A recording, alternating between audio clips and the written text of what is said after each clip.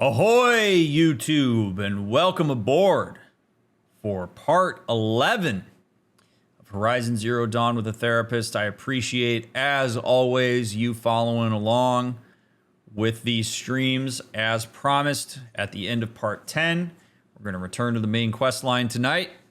So I'm looking forward to see what happens. No promises that we'll stay on the main quest line the whole time, but we are going to go attend to it.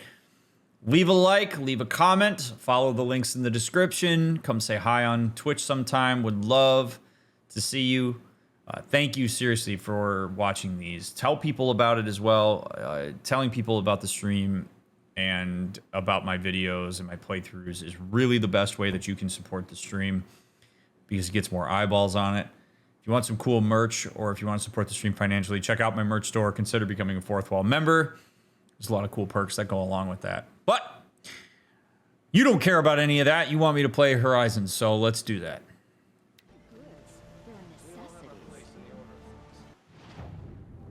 Alrighty, let's go. I want to go talk. I am going to go talk to Errand first, I think.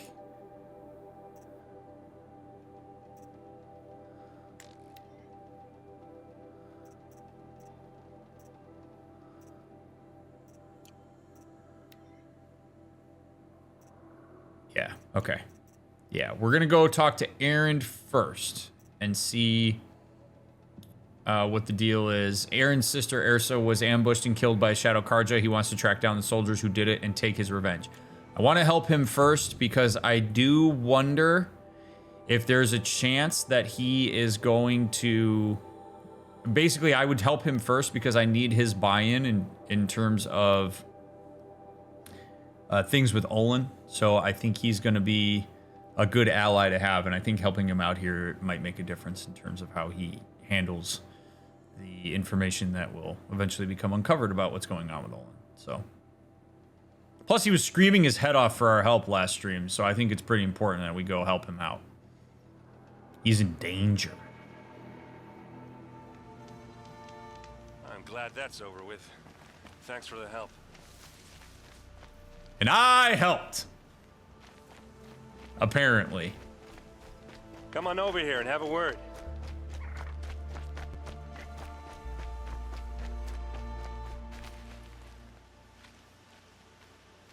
Come on, what are you waiting for? This is what you were struggling with, big guy? This? What, you don't feel like talking? Oh, I do. What's up, bud? What are you doing out here all alone? Where are your men? I'm not gonna risk their lives. I don't mind putting my worthless ass on the line, but not theirs. Sorry I had to drag you into it. Don't worry. This is just an average day for me. You know, take down some machines, track some killers. Well, we're off to a banging start. I mean, this really does relate to what we talked about a couple episodes ago when we were talking about like splitting and all that jazz. This is something that we're going to keep our minds monitoring when we talk to Errand. For a couple reasons. One is Aloy would be well within her right to stand up for herself against his projections if it ever is necessary to do so. Which she kind of did there in that last line where she basically said, like, hey, it's no problem. Because Aloy has essentially chosen to help him. She's not obligated to do it. But the thing that we also want to be mindful of is that Aloy is not responsible for pulling more out of Errand. And this is a trap that a lot of people get caught in sometimes with people who have poor self-worth and project that onto others. It's not Aloy's responsibility to convince him that he's worth anything, though she certainly can if he's worth something to her. But she is, how do I want to put this? Errand being in a space of a sense of worthlessness means he might make certain decisions that are not particularly healthy for him. And it may mean that he shows up drunk. It may mean that he is not fully present in certain circumstances and all of that. Aloy is not responsible for changing that. Aloy, in some ways, is responsible for taking him at face value. She is not responsible for seeing through the projections and the worthlessness and trying to see what's behind it. That's a lot of work for her to do. That's Errand's responsibility to figure out. And a lot of people get wrapped up in this idea that they're supposed to find what's underneath and ignore the projections and ignore the self-esteem and ignore all that stuff, or try to find a way to build him up. And that's not your responsibility. And I know that may sound harsh coming from a therapist, but it really is about boundaries. That work is for Errand to figure out. And if he compromises certain situations because of his lack of self-worth, that's his problem. Those consequences are his consequences. Aloy's only thing that she has to do is figure out what her boundaries are going to be with that and how she wants to respond. Now, if she wants to try to read between the lines and build Errand up because that feels meaningful for her to do, that is totally fine. But she does not have to. You are not responsible for other people's self-esteem. Don't be a dick to people. But also, like, if people are engaging in self-defeating narratives and are projecting that out, you're not responsible for changing that. Right. I'd hate to see a busy morning for you. Ready to get started?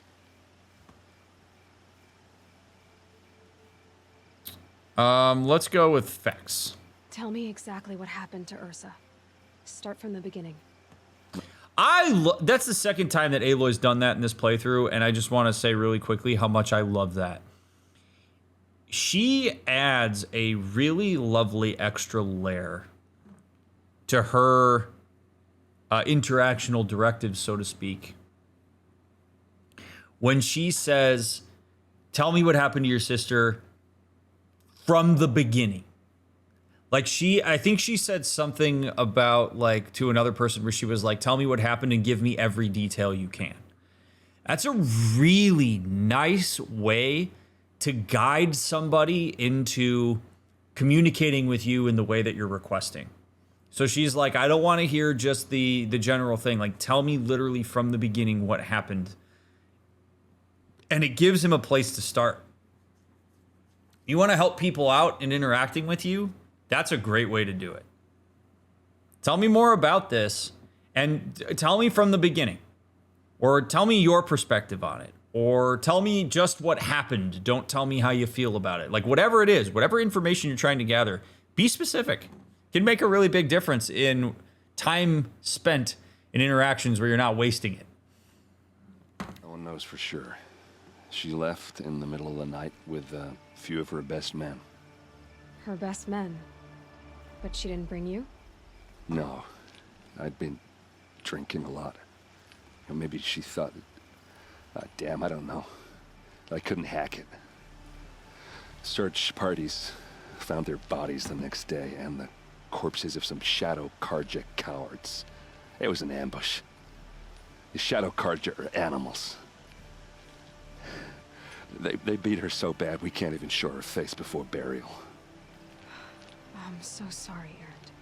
Yeah, well, when I find the soldiers who did this, they'll be sorry too. Woo! That sucks. A lot. And I'm not taking away from anything that he just described to us by saying what I'm about to say, because that really is shitty. But I want to make a point that I think is going to be incredibly important throughout this entire playthrough, if it hasn't been obvious enough already, which is intertribal relations. And the fact that the Shadow Karja, despite being called, savage animals by Errand here, likely are doing what they're doing or did what they did for a reason. And the only reason that I make this point is because so many people in this position with this amount of information will get highly reactive and will then try to make a decision based in part from that reactivity in addition to whatever intellectual perspective they want to cast upon it. If you want to have any kind of systemic change between the Karja and the Shadow Karja, it would behoove us, to the extent that we can, to try to understand the motives of the Shadow Karja. Because my guess is that if we walked out of the Nora lands and we first ran into Shadow Karja and they were really nice to us, and we gained empathy for them because they told us their stories, they gave us their plight, they told us about their problems.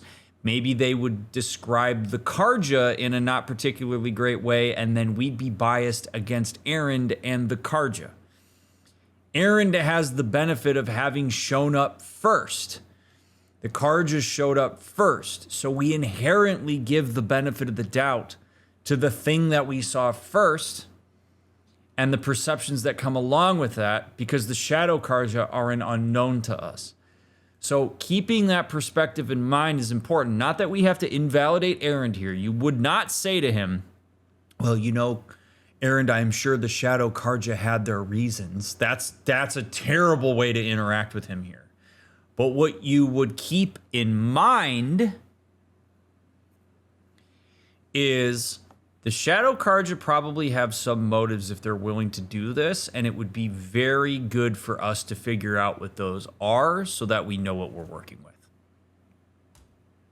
And if you're like, that's way too hard for me, man, screw the Shadow Karja, let's go blow them to smithereens, then you shouldn't be a diplomat. Don't be a diplomat then. If don't do that, if that's what your perspective is. You don't have any idea why she left in the middle of the night? No. But it must have been urgent. A message, a report of some new Shadow Karja threat, I don't know. Why would the Shadow Karja do this? Because they hate us. And Ursa most of all. She teamed up with Avad to kick their asses out of Meridian. They've been licking their wounds for 2 years, but they finally found a way to get back at her. Okay, I'm sure there's a lot more to that. Would love to know what it is. Are you sure you're all right? Well, I'm sober, so no. Well, I'm glad you're thinking straight at least. Don't get used to it.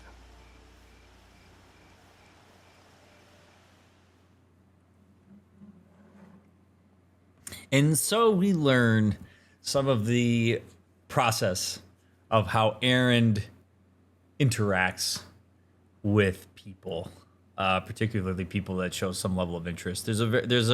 I've talked about this, I think, in every playthrough, but I'm going to use this as an example to talk about the difference between process and content. Content of a conversation is important, but it is not the end-all be-all of the conversation. The content of this conversation is, here's what my sister did, here's how I feel about it. It's the filler. But there's a process that happens in how people communicate things. And it is the most important piece of how therapists do good work, is to be able to split process from content and work with process. And something very interesting just happened here with him that has happened before, so the pattern starts to suggest that this is something that he does sometimes consciously and maybe not always consciously, which is Aloy made an initiation of intimacy, not romantic intimacy, but intimacy in the sense that she said, "Are you sure you're all right? How are you doing?" That is an invitation for self-disclosure of emotion, which is self-disclosure is the pathway to intimacy. So if Errand answers that question truthfully, it closes the gap between him and Aloy. It creates a sense of closeness. So we see that Aloy's question opens him up to answering truthfully. He said, I'm sober, so no, I'm not okay. And that is a vulnerable thing for him to disclose. And then what we see is something that I'm sure is going to plague a lot of our conversations with him, which is he allows his self-defeating narrative to step in and create distance between him and Aloy. Where essentially he says, don't get used to it though. Which is him making a bit of a self-deprecating joke, but because we've seen so much of his tangible sense of worthlessness, it's hard to take it as a joke. But it sort of pops him back out to a more comfortable distance from Aloy because she reeled him in. And a lot of people do this without thinking about it. We all have optimal ranges of intimacy with people where we experience, not healthiest, but optimal in the sense of comfort. And many of us will push and pull from people to try to maintain that optimal zone. And this tells me that Errand, to an extent, needs to keep himself at arm's length from some of the people around him, perhaps because he doesn't know how to manage his emotional experience other than to be self-deprecating. That, you take what I just said, if you need to replay it, do it. But if you take what I just said, and that's where the kind of work we might do with Errand would be if he wants to have healthier connections with people like Aloy, is to address the process that happened there, not the content. So I hope that makes sense in how I just described that. And you can see process in a one-off, but when you start to see a similar process play out over time as a pattern, that's where you really can dig in and get a sense of what people's general orientation to the world and other people is. All right. Show me where Ursa fell, and I'll do what I can to help. Come on, follow me. I mean, this is intimate in and of itself. Like, think about this, right? Like, Errand believes that he should have been there with his sister. Errand wasn't there because he was drunk.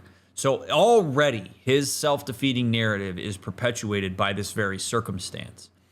So the idea that Aloy would first of all, requesting Aloy's assistance is inherently vulnerable, given the fact that he's already steeped in his own self-loathing. But now Aloy actually showed up and is helping him. That's incredibly vulnerable. Incredibly vulnerable. And if you're Aloy, recognizing that that's the case is super important because you can handle this with care. Not that you have to handle him with kitty gloves. But you should know what you're working with, which is, I'm working with a guy who is feeling very vulnerable right now, is beating himself up, in some ways unnecessarily, in some ways legitimately. And so I just need to be mindful of that because I have to watch out for him making certain decisions based on his projections instead of what's actually happening in front of us. Because this is something that we might have to survive. And if that's the case, we can't get into assumptions. We have to get into what's happening. So this is why it's so important to try to understand some of this stuff.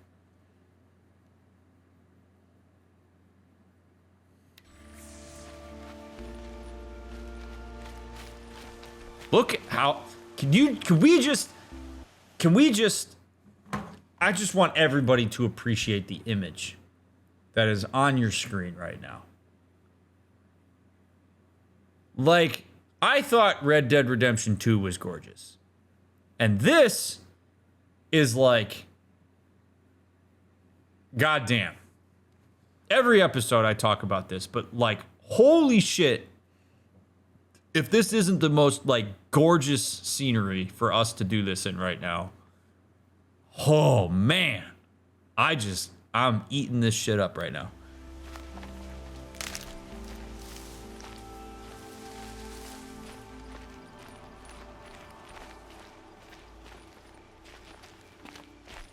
Oh man, I love games that make it so that the person you're following runs as fast as you do. Come all the way out here. I don't know. It doesn't make sense.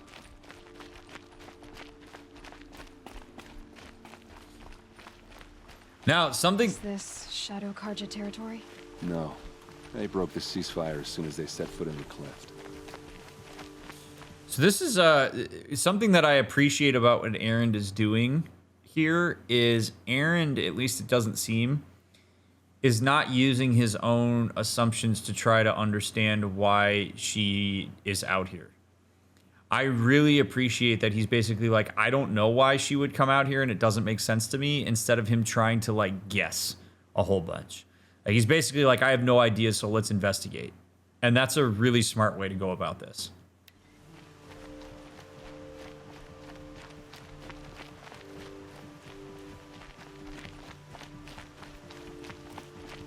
Thank you, Myth, for popping out alert to say that. I appreciate you. Almost there. Let's go. Sprint, big guy. Let's go. Do some sober running. All right, this is it, where the ambush happened. Our soldiers have been over it, but maybe that fancy artifact of yours can find a clue or something. Please. There must be I shadow need to find the armor. bastards that did this. Examine the helmet. Strange. Not a scratch on it.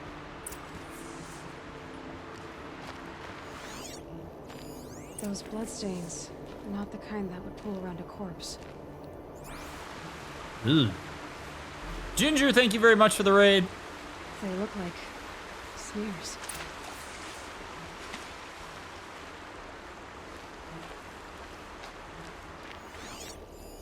These look like drag marks. Did someone move a body through here? What do you see there? This stain forms a line, as if blood dripped off the edge of something, like a cart. See? Cart tracks. I think someone moved the bodies here, then scattered them across the field. Wait. Are you saying the dead found here were killed somewhere else? But why would the Shadow Karja do that? At this point, I'm not taking it for granted that the Shadow Karja are responsible. Of course they were.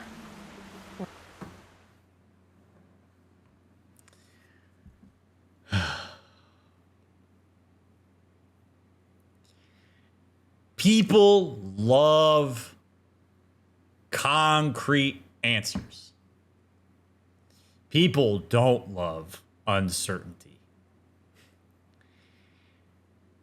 Errand already made up his mind. And Aloy is injecting dissonance. And Errand doesn't like that. No! It couldn't possibly be.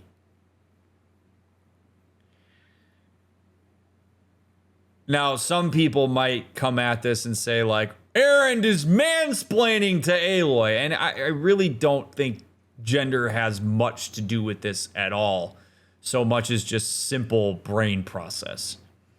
Which is that we love to close the gaps with certainty. And when we decide that something is the case, moving people off of it is very hard to do. 5 minutes ago, I just said that I appreciated that Errand was saying he doesn't know why his sister would have been out here. And the reason that it is so important that he engages with that is because it opens him up to a wide array of possibilities. He doesn't know any more about what happened here than Aloy does, but because he has certain perceptions and biases about the Shadow Karja, some of which are well-founded, it easily assimilates into what he is already believing about the Shadow Karja. So when Aloy comes in here and says, we don't even know that this was the Shadow Karja that did this, he really struggles with that. Understandably so. Many of us would. But this is why I preach ad nauseum in all of these playthroughs that you need to work with known variables. You can't make unknown variables known just by deciding something cognitively. Which is what Errand did. Aloy is working with known variables.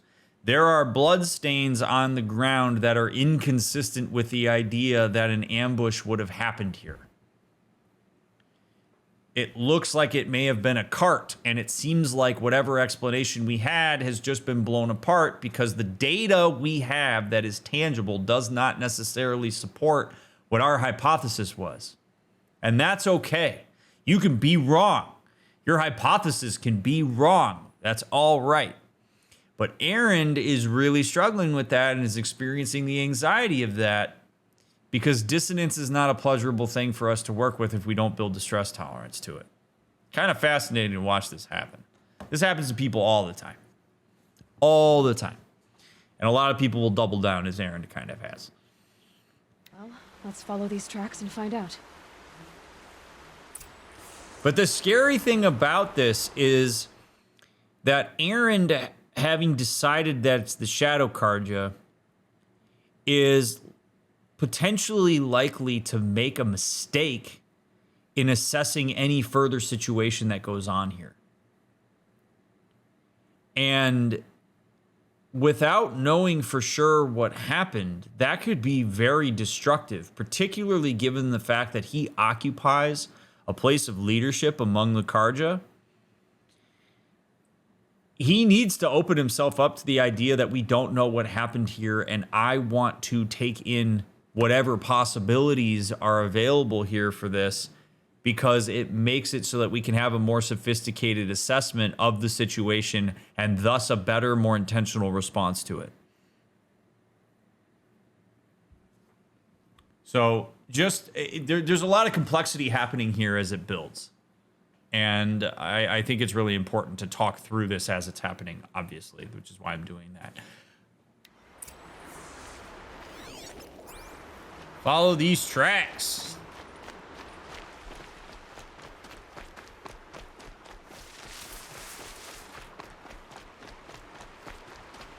Errand, how did you not see these before, bud?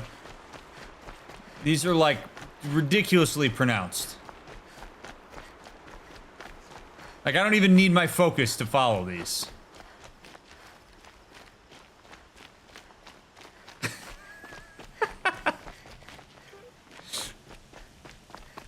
Man, somebody pulled this cart up this mountain. That must have been pretty miserable. I get why they wanted Ursa dead. But why fake an ambush? There's more to this, and we're gonna figure it out. My man does not like not knowing the answer to stuff.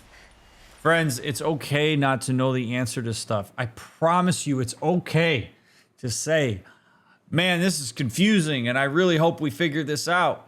Like you see, he's really struggling with this. Aloy's way of orienting herself to this is, I think, in my opinion, is more ideal, because Aloy is essentially like, we don't know what it is, and we're going to do what we can within our control to figure it out. And Errand is over here going like, whoa, why would they do this? Ah, like, it's like, hey, like, dude, it's all right. Like, we don't know, and that's all right. Let's lean into it. Let's make some unknown variables known, my guy. He's all scrambled. So it would be a good idea for him. Again, we're potentially going into something very dangerous. So having a degree of self-soothing around this, of like, all right, yeah, this is new. This is not what I was anticipating. Let's work together to figure it out. Aloy has a really cool thing that she uses that can help us figure this out. Aloy's here. She's an outsider. She's a bit more objective here. I'm going to trust a little bit of her leadership. I'm going to attend to what I can. I'm going to contribute where I can. Let's figure this out. Like, that's problem solving. It's okay for him to be anxious. I'm not saying he can't be anxious here, but channeling that anxiety into a more productive orientation to the task at hand is a difference maker. And it's why we always talk about, like, how you feel is how you feel. Doesn't matter how you think you should feel. It's how you feel, but it's what you do with it and how you respond to it that makes a difference. And in this case, I think Errand would do well to focus a little bit more on what he can control, which is gathering more information.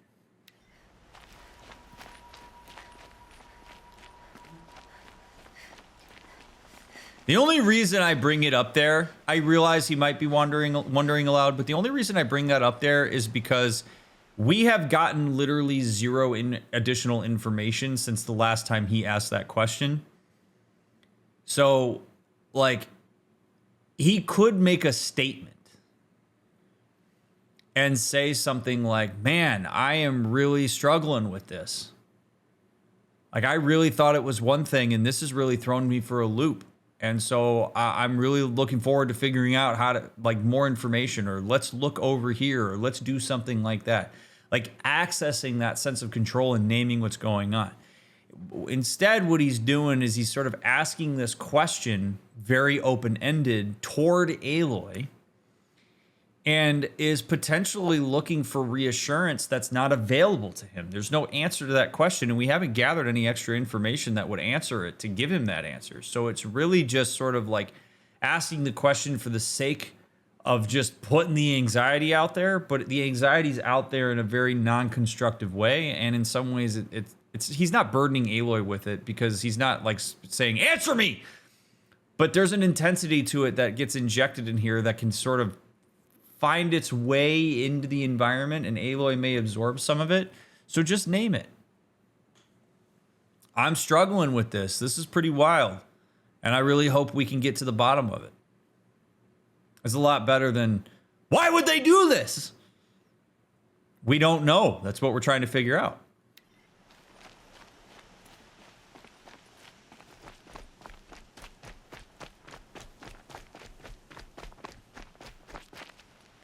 Damn. That's some fresh blood there, too. Dimmed bones. What is this? Ancient vessel. Well, that's convenient. A cracked and battered vessel once dear to the old ones. Jomi World Tour 2053 is spelled among faded colors. Sets of ancient vessels can be traded for valuable rewards. Cool.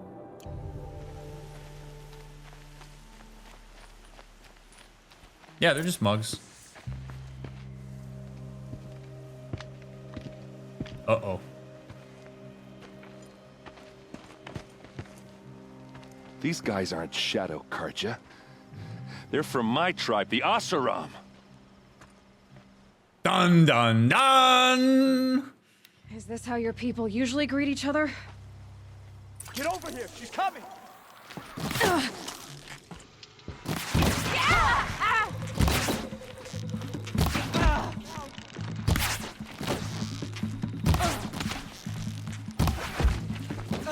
Don't lose your wits, or anything else.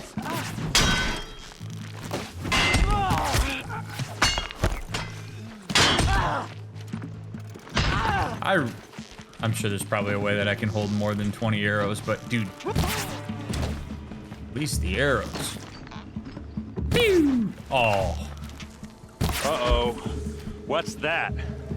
What's I think what? it's calling in machines. Get ready. Oh, what up, homie?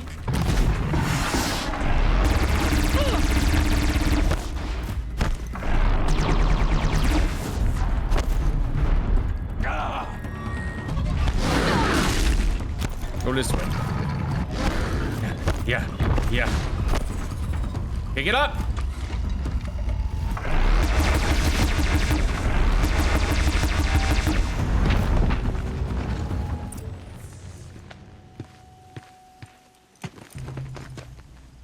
Asaram, not Shadow Karja.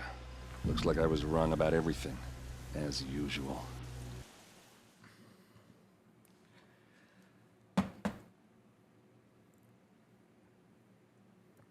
This is how fast people spiral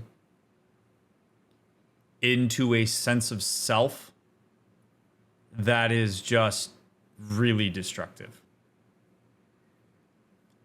I want to take time to talk about this because it happens like that. And it's really amazing how fast people can build a case against themselves through how selectively they look at things. Errand holds himself to an unrealistic standard, and his self-worth seems to be derived from his failure to reach that standard.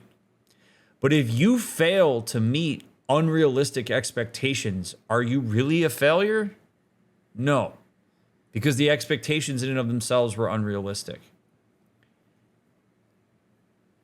He sees this, and instead of saying, holy shit, wasn't ready for that one, and there's really no way I could have been, he immediately goes, wrong again, essentially because I'm a useless idiot. And it's just another pebble on a mountain of rocks that he is intentionally placing on himself. It's his choice to view this way. He is literally choosing to conceptualize this moment as a failure on his part and is attributing it to his self-narrative, his self-defeating narrative. And it's really sad because the more you do that, the more you cultivate a deep down, profound sense of worthlessness that then permeates into how you perceive everything. You start projecting that shit onto everything. And we're seeing Errand do that. So it becomes a self-fulfilling prophecy. And it will eventually get to a point where no amount of reassurance from anybody outside of him is going to make a difference. And he's just going to get lost in it. It's a vortex. And the part that I want to emphasize the most out of this is that him conceptualizing it this way is a choice. He is deciding to do that. He could decide at any point in time to be more compassionate to himself here. Simply acknowledging that there's no way anybody could have anticipated this and that it was a surprise and that he was wrong that it was Shadow Karja, because why else would he think that it's anything else, is incredibly empathic and compassionate toward him. Like, wow, like that really is pretty crazy, huh, Aloy? And he could certainly say, I'm going to need to be mindful about making a decision about what happened going into the future because that kind of kicked me in the ass here when I did it. But there's no way I could have anticipated this. It's way more compassionate. It holds in place this idea that like it's okay for him to be fallible and it's okay for him to mess up. Because we all mess up. We all have things that happen in our lives that we didn't anticipate. But he immediately takes it and targets himself. And he does not need to do that. At any point, he could choose to conceptualize this stuff differently. And he has to put that level of intention into it because he's essentially created an autopilot. The only way that you can reverse course on the autopilot is to disengage the autopilot and fly the plane yourself. And that takes a lot of effort and work, but it's worth it, man, because you can spin yourself in a different direction here where he can build his self-esteem through how he conceptualizes things. It's really sad to see how often he just immediately jumps there.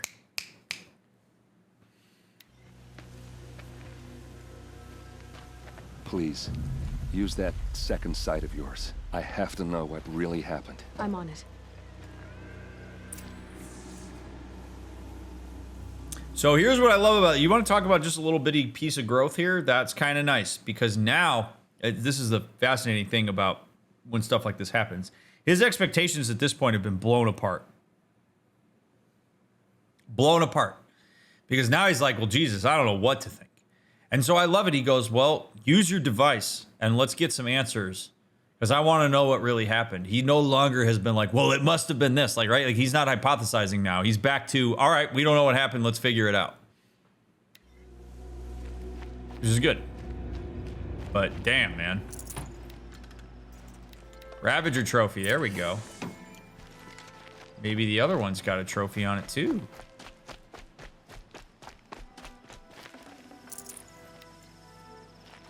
Although I don't know where the other one fell. There it is.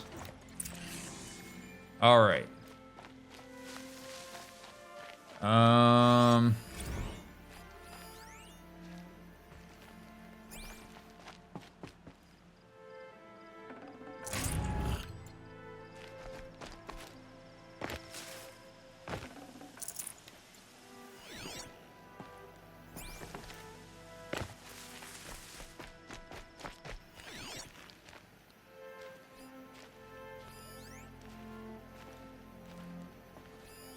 So much blood. A lot of people died here. A massacre.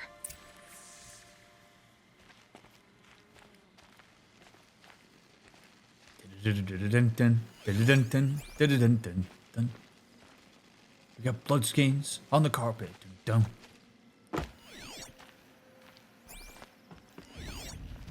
What's over here?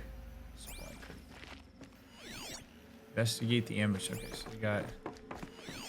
Whoa, what's What this? are those leather straps? Armor straps, cut with a knife, and a rock with blood on it. Huh? These look like Vanguard weapons. There's no blood on them. Ursa's men didn't fight back.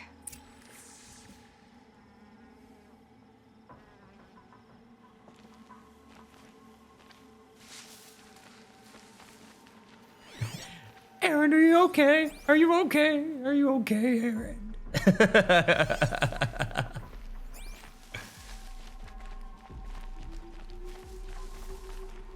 I get why they wanted Ursa dead.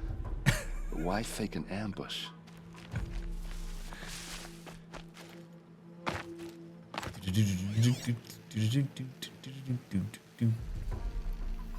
What else am I supposed to be looking for? Holy shit. Oh. Those rocks, they're shattered. Something hit these stones. Something I've never seen before. Okay.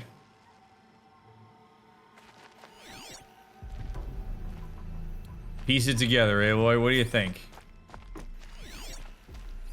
Looks like you could mount some equipment on that thing.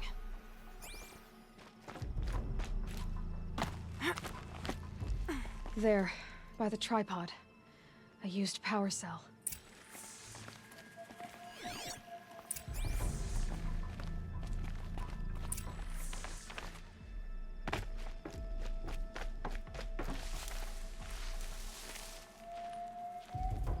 This is Ursa's helmet.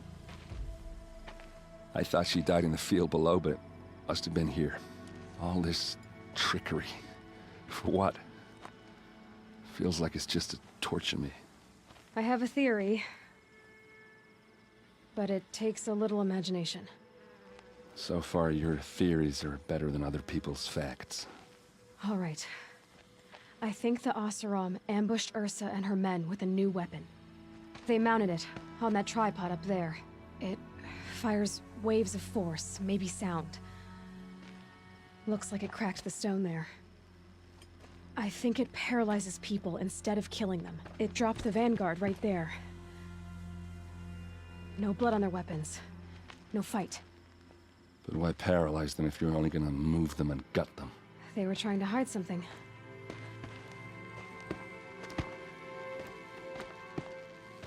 Look here, a bloody rock. That they used to smash Ursa's face in. Or someone else's. These leather straps have been cut, as if they took the armor off someone. That can't be. Her body is lying in state in Meridian. I saw it. Did you though? You said she was unrecognizable. Maybe they switched another body into her armor, someone around the same size, and mutilated it enough so it could have been anyone, even Ursa. Go back to Meridian. Take another look at that body. If it's really Ursa, of course I'm wrong. But if I'm right... Then my sister could be alive. I'm going. Meet me back there when you can.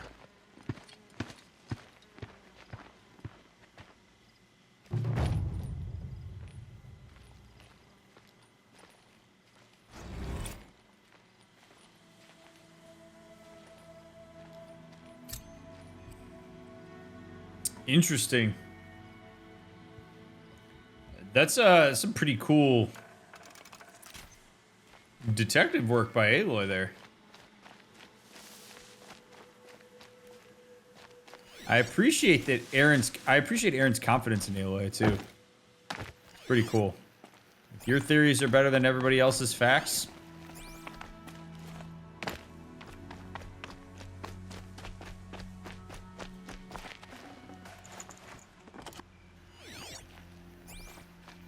I also like how he's just basically like embraced at this point that he has no freaking clue.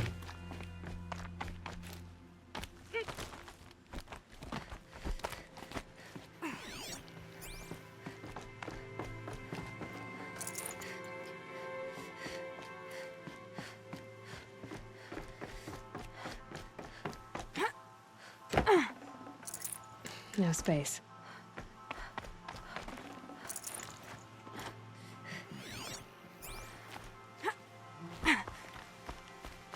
I want lore.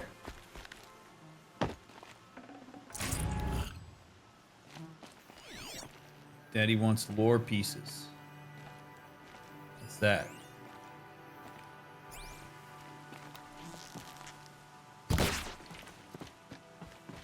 Oh, is that the thing that lured the beasts? Perhaps.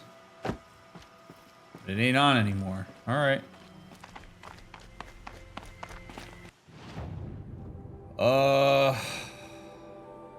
Well, our guy Olin is nearby, so I suppose we can just go get him while we're at it.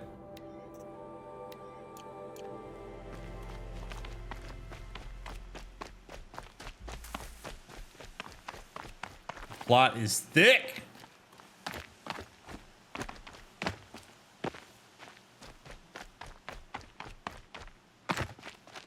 Oh boy. This is probably not the way. Oh boy.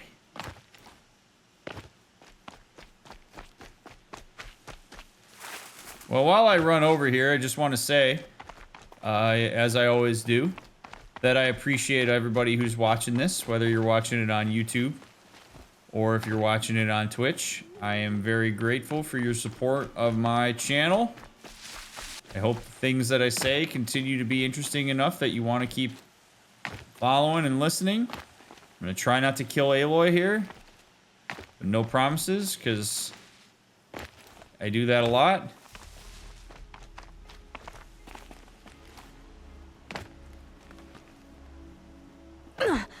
Oh.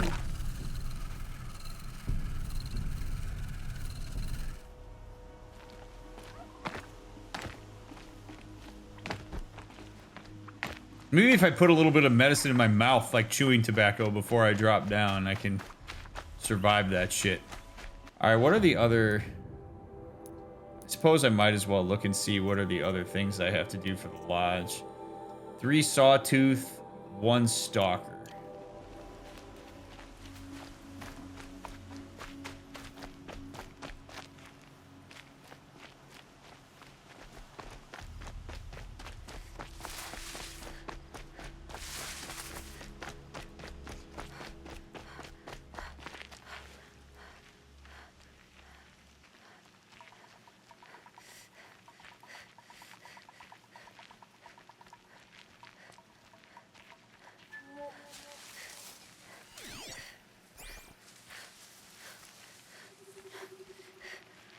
All right.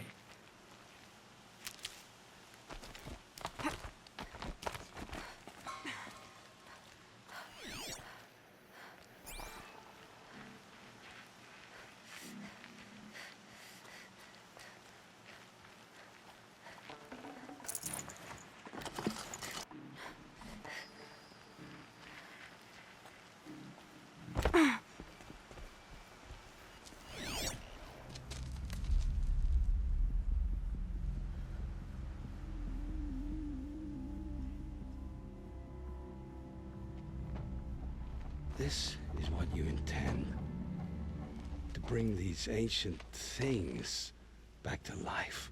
Their power serves us. Machine demons from beneath the ground. It's a nightmare. Nightmares. Yes, the worst dreams of our enemies come true. Yes, rise!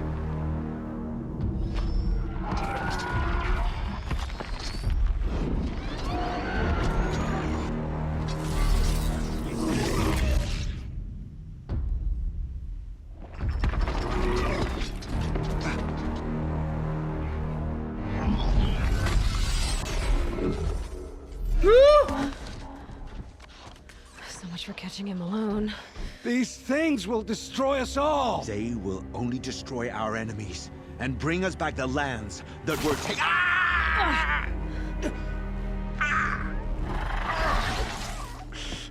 My focus. You stopped working. Search the area. We may have intruders. Forgive this intrusion, Aloy. You left me no choice. Who is this? An interested party. Now their focuses are disabled, but I don't know for how long. The rest is up to you. Who is this? R.I.P. Lance. What? Why is Lance Reddick in my head right now? Oh boy. The Nora girl lives. Kill her! No, Wait, how did you see me? How did you see me?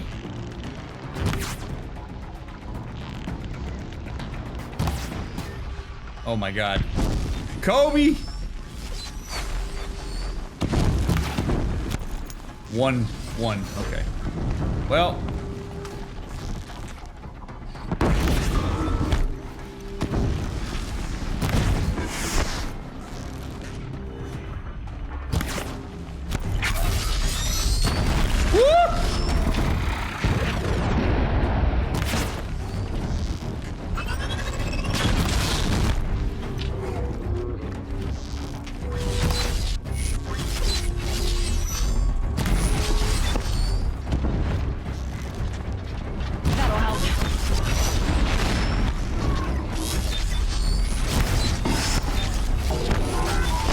Oh boy.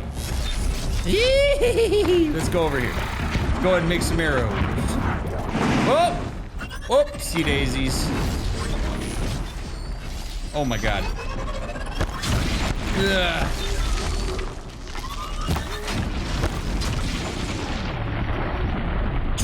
Oh. Dude, the amount of times that I have let go of my bow.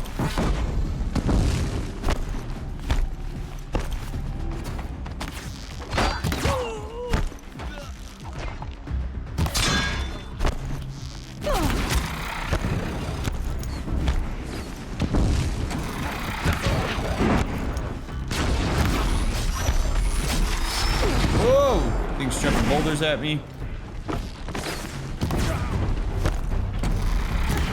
Oh my god. You're on fire, Aloy. It will pass.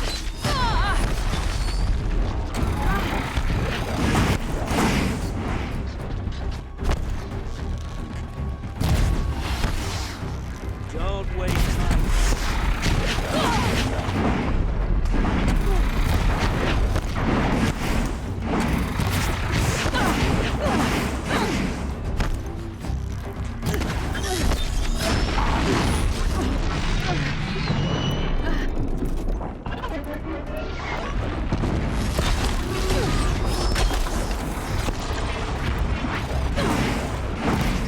About time you use something else, DrMick.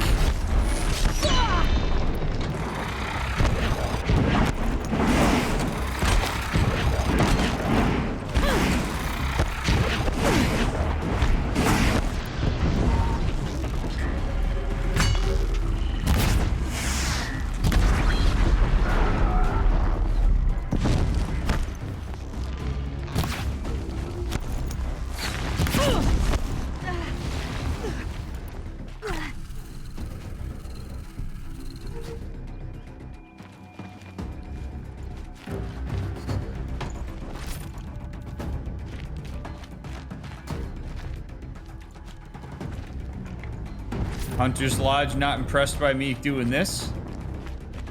Where's the... Okay, one more guy. What are you doing up there, knucklehead?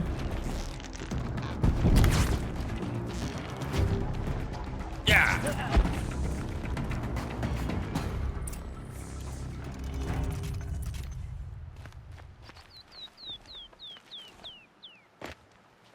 How you doing, bud?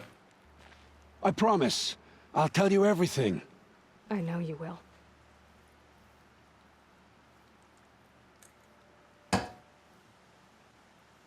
The killers who came for me at the Proving, who are they?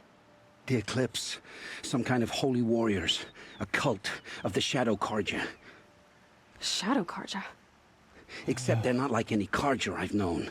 They don't pray to the sun. They worship some kind of devil. I'm not interested in their superstitions. Oh, it's not a superstition. Their devil is real. It has a name, a voice. The most terrible voice. And they do its bidding. You say this devil the Eclipse worship has a name? Hades. That's what they call it. Hades.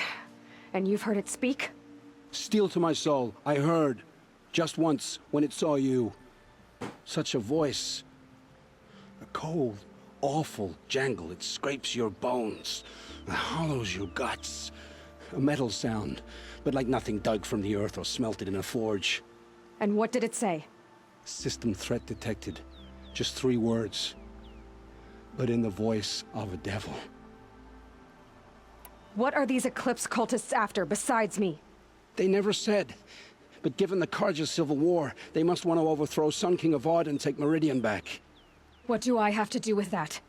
I don't know. When they attacked the Proving, a man came for me. Tall, strong, dead eyes. Helis, And who is he? the terror of the sun. Stacker of corpses, we Oseram called him, when he was the Mad Sun King's champion. If only he'd died with his king. But now he leads the Eclipse. I tell you, he's the most dangerous man alive.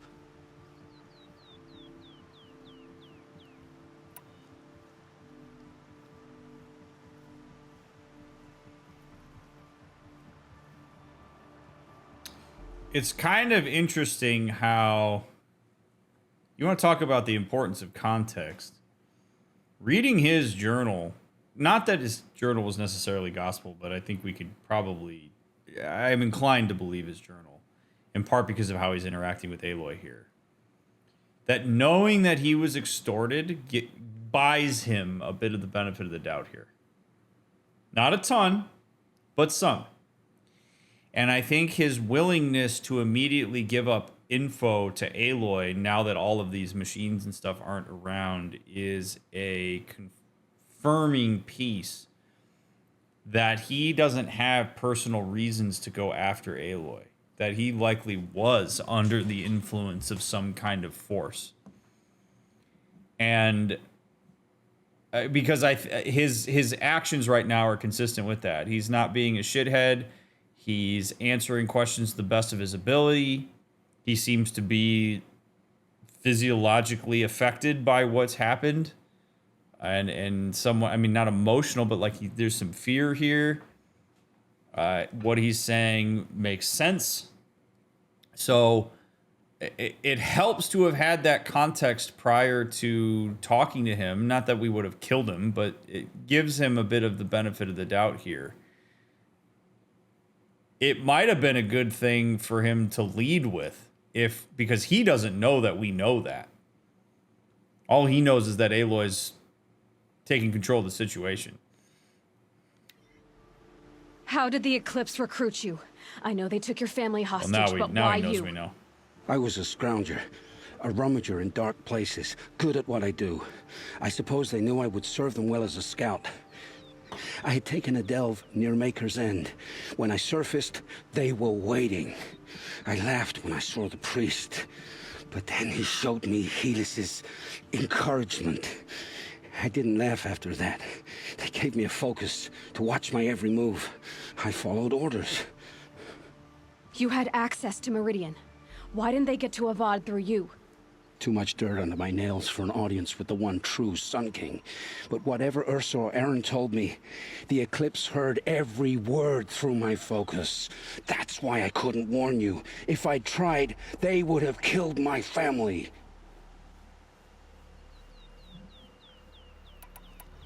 Why are the Eclipse digging up ancient machines? And how do they get them to work? I thought they wanted them for scrap, but they brought them back to life.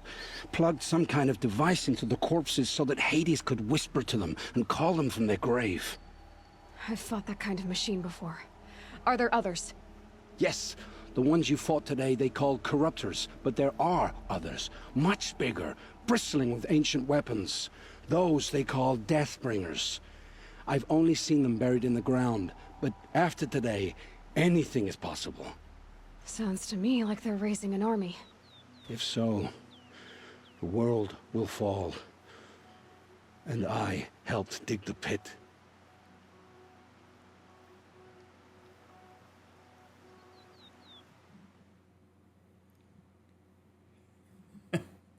Now, if you're thinking to yourself, wow, how horrific that these Shadow Carja cultists are controlling these machines in their to suit their agenda. Well, that's really bad, Dr. Mick. I would like you to take a look at Exhibit A when I remove my camera here for a second. And you can't see it because of the angle of, well, you can see it behind the letters, whatever. Doesn't matter. Man, that wasn't as dramatic as I was hoping it was going to be. We have a tool that does that. So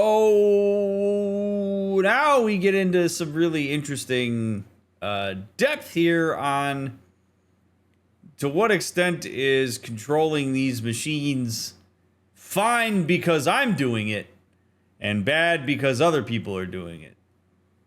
We literally go into cauldrons to try to unlock the ability to take control and possess the machines of the world.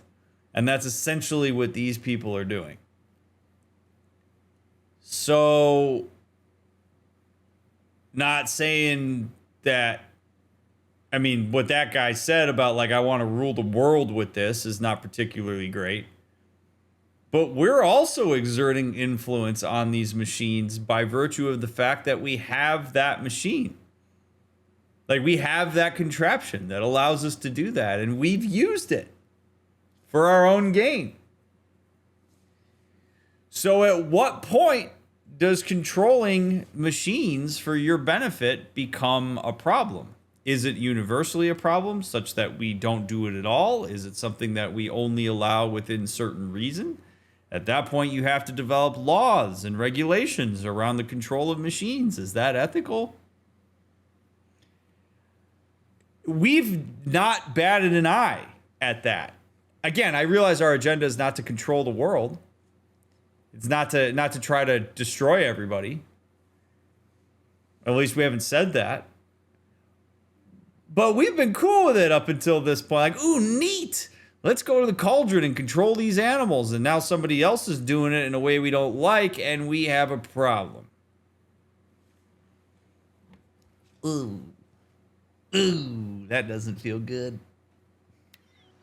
The Eclipse were sent to kill me because I look like another woman. Older, maybe twice my age, short hair. Who is she? I don't know.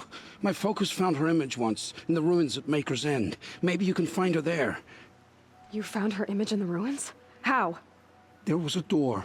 Beside it, a kind of ancient device that contained the woman's image. My focus recorded the location.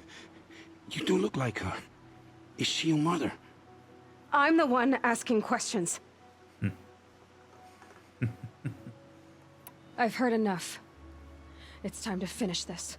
I won't beg for my life. But if there's any mercy in you, free my family. Please. Where would I find them? My focus recorded the location. There are always guards there. You look like you can handle yourself.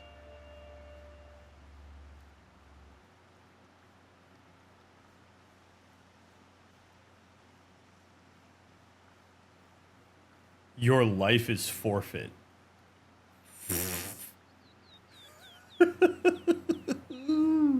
Just drive the spear right through his jugular. Holy shit. Look. The amount of shame and self-defeating narrative that Olin is going to live with for the rest of his life by being involved in this is punishment enough. Did he put me in danger? He sure did. Thank God I can handle myself. But context is so important. It's so important. And the fact that we know that he was extorted, the fact that he essentially just said, I'm not even going to worry about my life, just help my family. It's all consistent. It makes sense. This dude cares about his family. These people knew that they could get to him by using his family. And even now, with me pointing a spear at his face, he wants me to make sure that I save them. And he already says he feels terrible that he helped dig the pit that's going to destroy the world. So, cat's out of the bag now in terms of the fact that, like, Olin's no longer of use to these people. If they find him and hurt him, I suppose that's not within my realm. I'm not responsible for that decision. So to me, given the empathy I have for the fact that he was extorted and that he's going to live with all of these terrible self-defeating narratives, and that there's a chance the Shadow Carja may come after him anyway because of the decision that he made. And again, it was his decision to follow orders. He didn't have to do it. He could have put his life in jeopardy. He could have risked survival by doing that. He could have risked his family by doing that. I get that it's a very difficult choice, but it is a choice that it's an easy choice, depending on how you look at it. But it was ultimately a choice, the consequences of which he has to live with. He gave me the information that I need here. And he worked with me. And he's never been openly hostile toward me. So, go redeem yourself, man.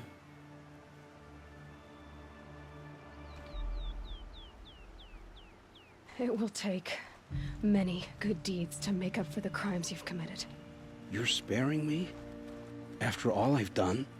Yes. Forge a new life, Olin. One of better make. Then the rest of my life will be lived in your debt. Go to the place where your family is being held and wait for me. We'll make their lives the first ones you save. I didn't earn this mercy, but I will die to make myself worthy of it.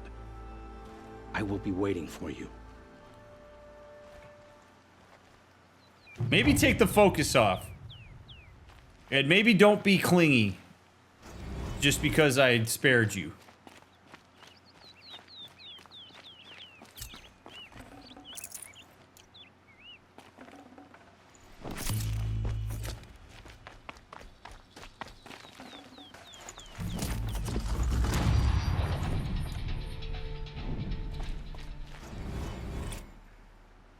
Ancient vessel. Odyssey. A cracked and battered vessel, once dear to the old ones, shows stars in the legend Odyssey. Sets of ancient vessels can be traded. Oh, look at that. It's like NASA.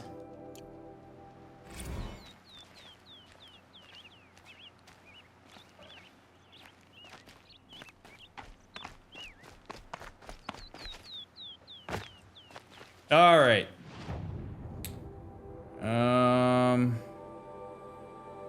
Ooh, that's a long way up, eh?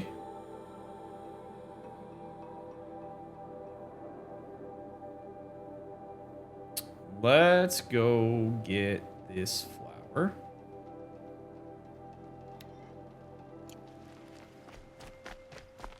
Man, good stuff tonight. Shit's moving.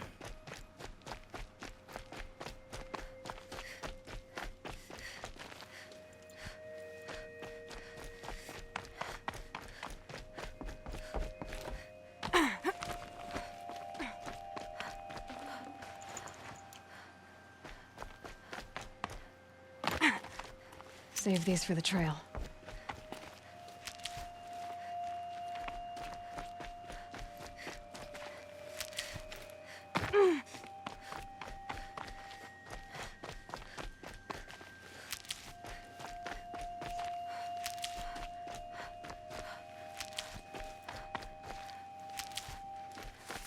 It really is interesting to me that they basically, that like an option for how do you manage something that freaks you out or is dangerous. How do you manage that? One way that people attempt to manage that is to try to control it. Never know when I might need these. And when you make an argument for it that's something you can empathize with and can get behind whatever rationale is used for it, people will hop aboard and will continue to justify it.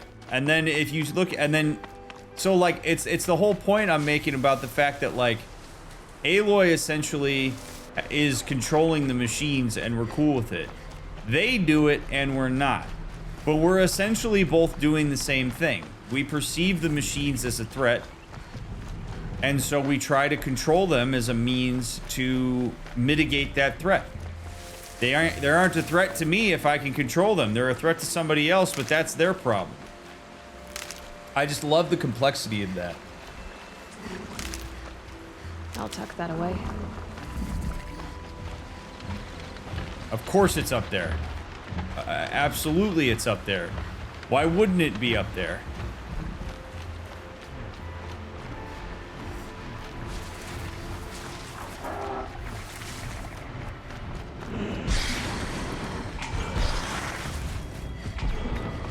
What do you want, bird?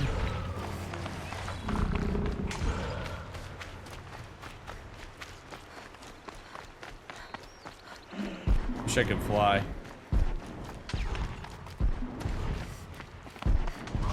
Make this really easy.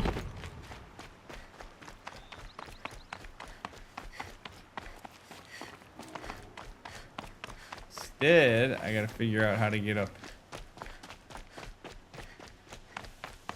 on this ledge. How will she do it? Oh no! Oh my God! Look away! Whew!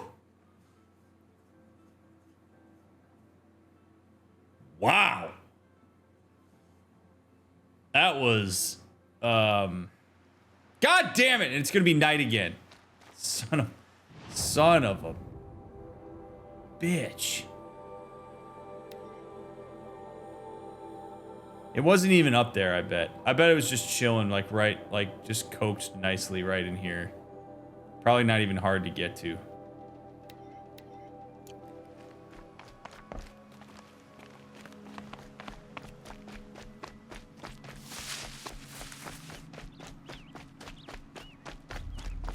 Man, that was brutal. She just like folded in on herself.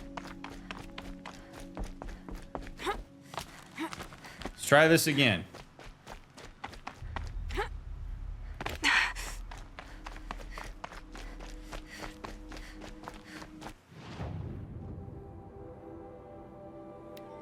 Because once wasn't enough for me.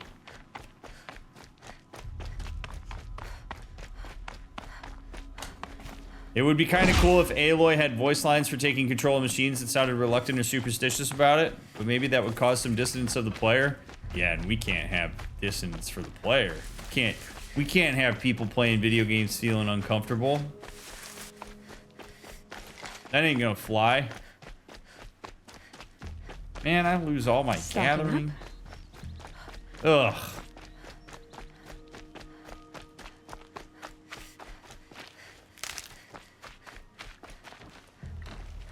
God damn it. Look, I don't really want to fight you guys. The novelty hath worn off.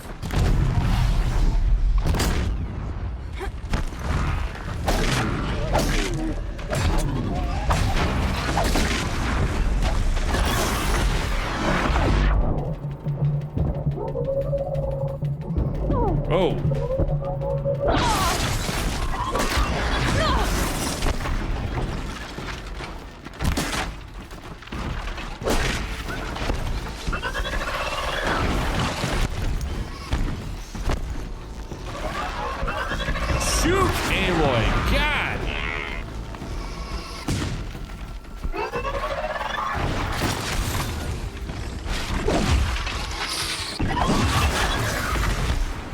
Pick up the gun. My turn. God damn it, dude. Why am...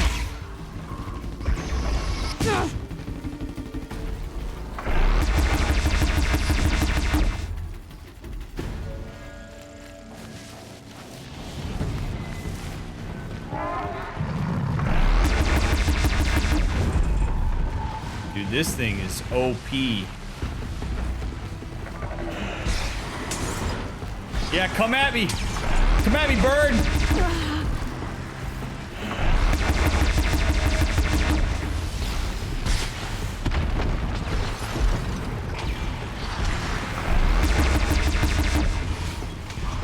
Beep, beep, beep, beep, beep, beep, beep, beep.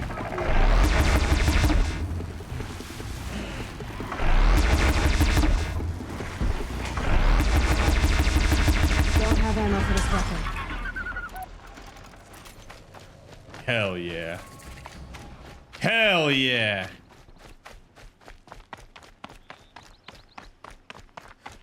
Now I see why people got rid of bows and shot guns.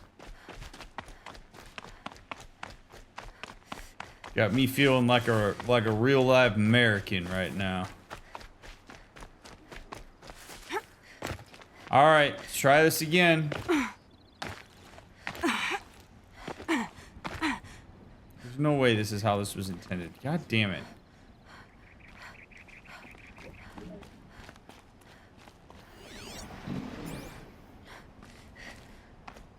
Be neat if my focus could highlight climbable ledges.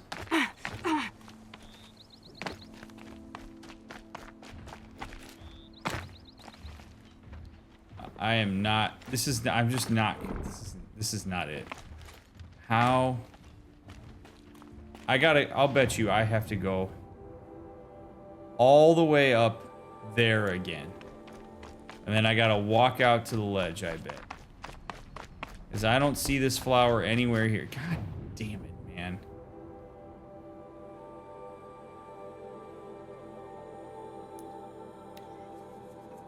I'm determined. I'm getting this flower. I don't care what you say. I don't care what you say. I'm getting it. I don't care how dusty it gets in here. I don't care how many fast travel packs I have to get rid of. I commit.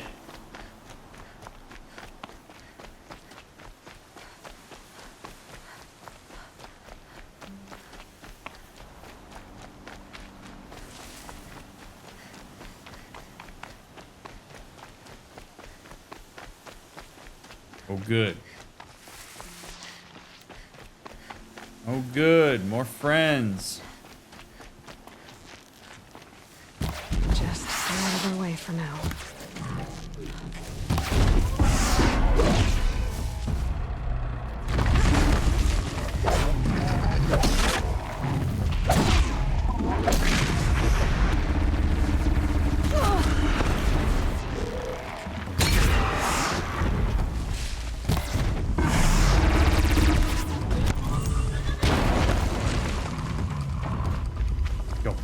Go.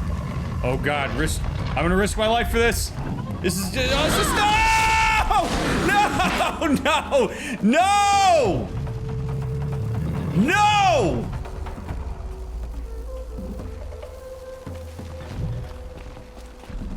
God damn it!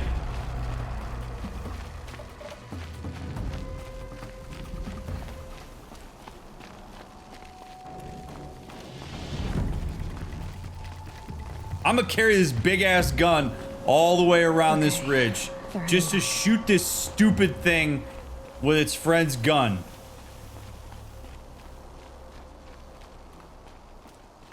Oh man, this thing's gonna be so pissed when I show up. Its friend's stupid gun. Oh yeah. I'm working on my core strength right here, baby. Oh, yeah. Up the hill. Big ass gun. Risking getting electrocuted. Apparently this thing has some sort of self maintained battery to be able to generate electricity. I'm the pettiest person you ever met in your life.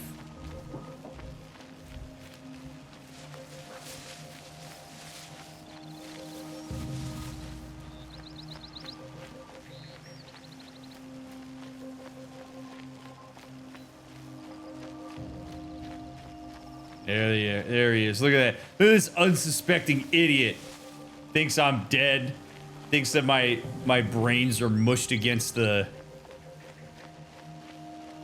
red rock. Nope.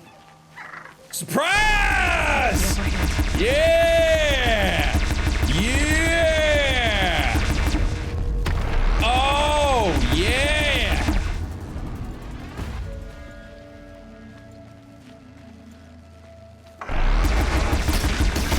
Yeah!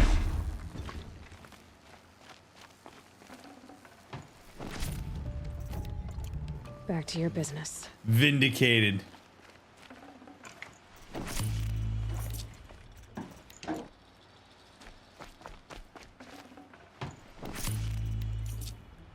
That was worth it. Absolutely worth it. Oh, and look, a flower. Yay.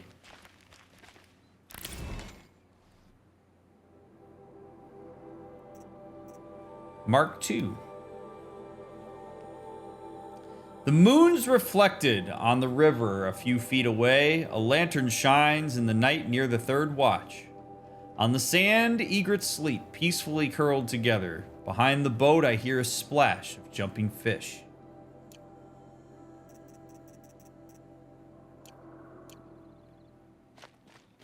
Nice. That was lovely, wasn't it? What a great sequence of events. So great. All right.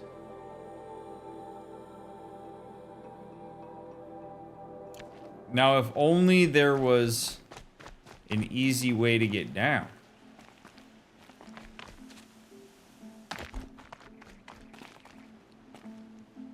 Oh boy. Friends, I bet you're wondering how I got myself in this situation.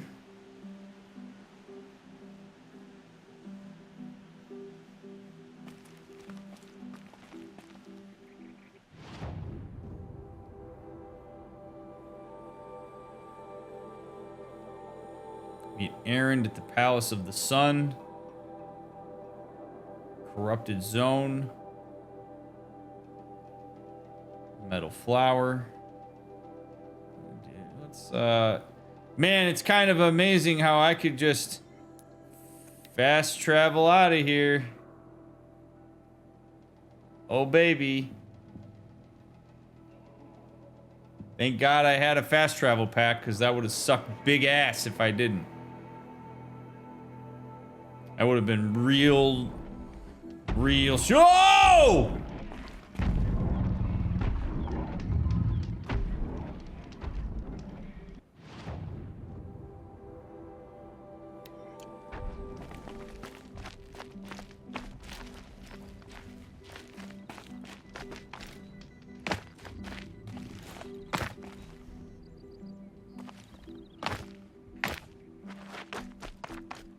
Oh boy.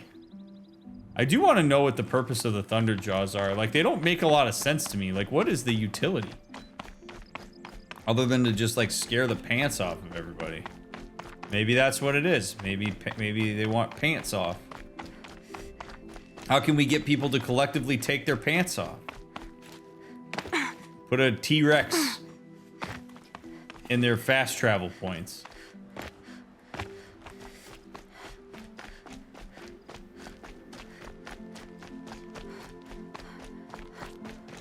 I do need to kill a stalker at some point. I'd like to return to Meridian ready to show the Hunter's Lodge who's boss.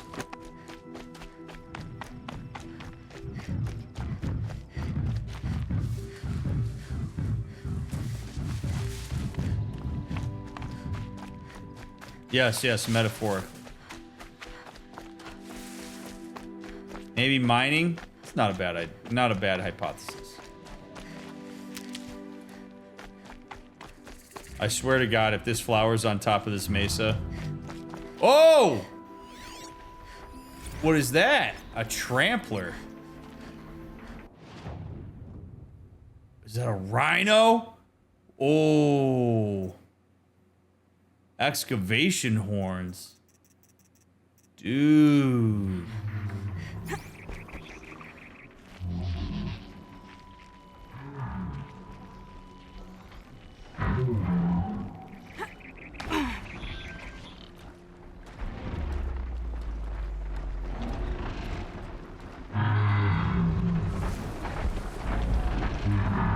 Whoa.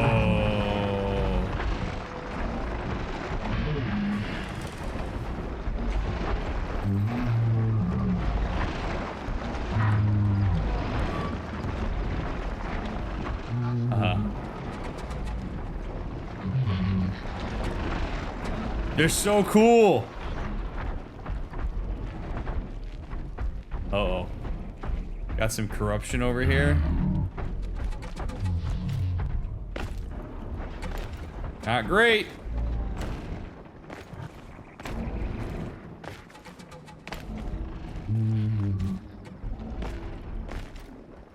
Moo. Is this worth my time?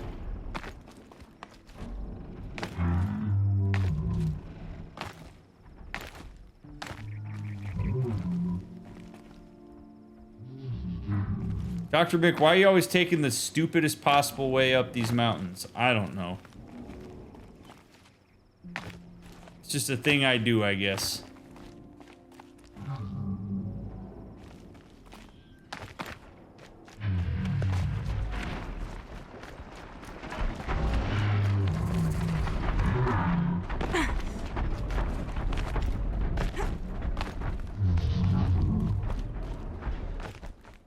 Okay. Oh, and we're in a corrupted zone? Well, look at that! What up? Oh, hi! Hey there! I didn't see you. Didn't see you there. God damn it. Come here. Come here. Hey, hey. Oh, idiot.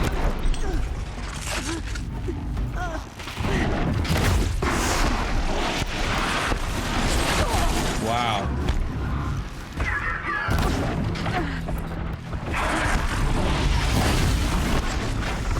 Oh, no. Oh, Jesus. Oh, Lordy. Woo, baby. Oh, we got a big boy. Oh, we got two big boys. Oh my God. Oh, jeez. Okay.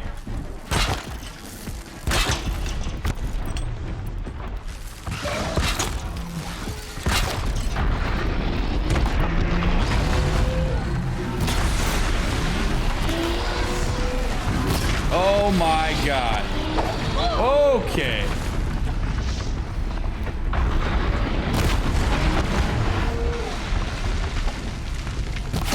These antlers off. Dude, these guys are intense. Oh.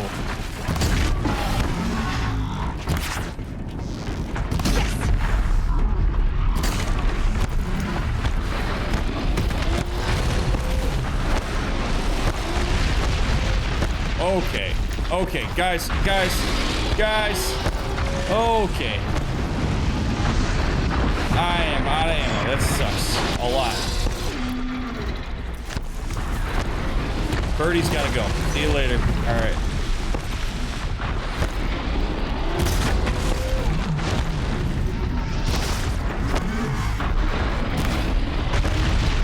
Whoa.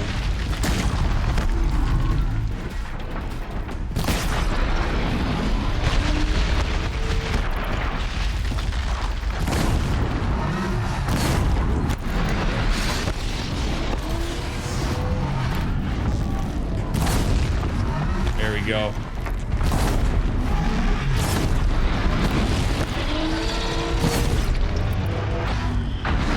Oh!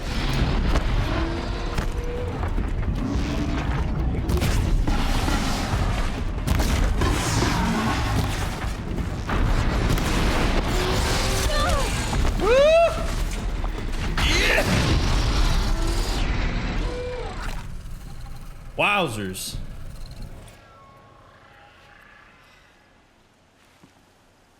Whew.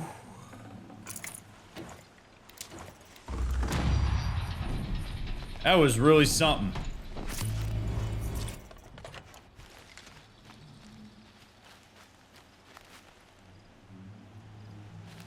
Those guys were way more fun to fight than I even thought they would be. Like, I figured they'd be kind of intense, but that was like... that was wild.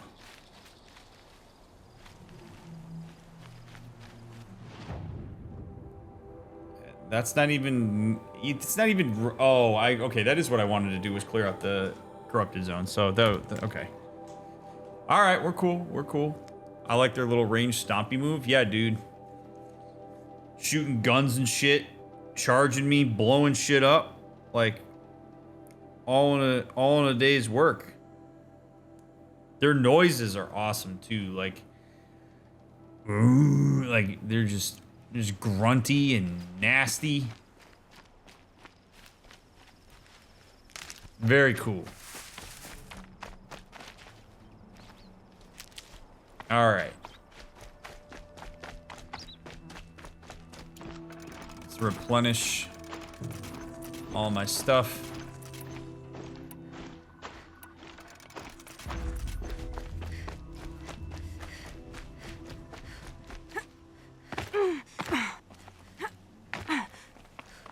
Yeah, no way. No way that's how I get up there. I'm gonna have to go... I was gonna go... ooh, new quest. Let's go see what's up. Over there. His game's whole sound design around the machines is amazing. Oh, yeah. 1000%. I would love to know what they used to make all of the animal noises. Or like all the robot noises. Because the stuff that sound designers use to like make stuff sound the way it's supposed to is... I do not want to walk around this rock, man. I really do not want to walk around that rock. Wait, what happened to the quest?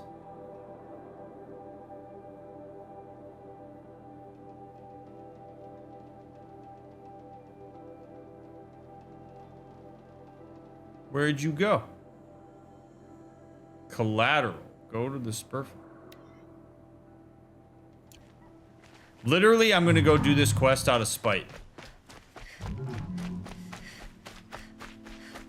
Because I don't want to go walk around that in order to go to a place where apparently I don't even have a mission anymore.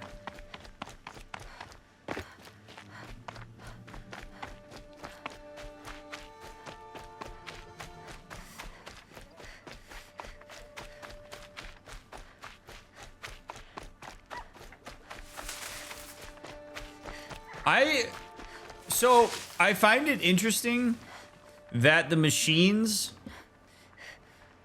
don't seem to attack the other animals. They just attack humans. Like, it really makes you wonder if those machines are legitimately designed just to target humans rather than organic material. I mean, unless I've missed that, but I haven't seen any of these machines attack animals yet. What's up? Don't let your guard down. Okay. Day's height.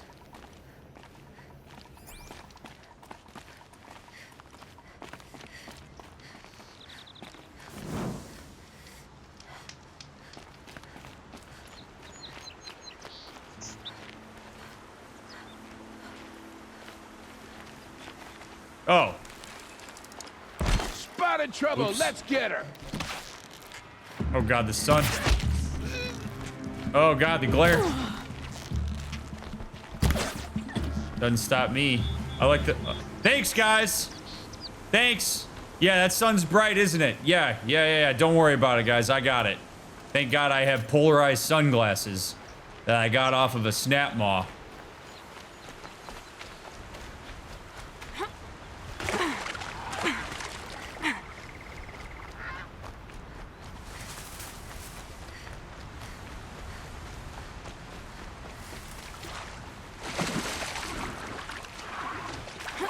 say the sun really was on their side. Yeah, right? Oh. Oh. Hey, no, we're cool. We're cool. No, we're cool. We're cool. Guys. Come on.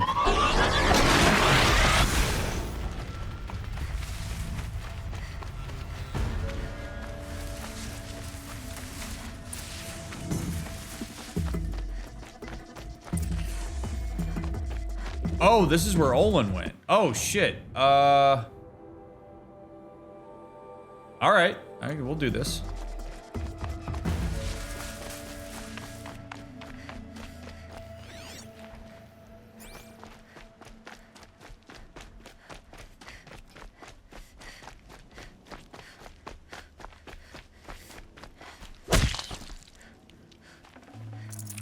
That rabbit was annoying me.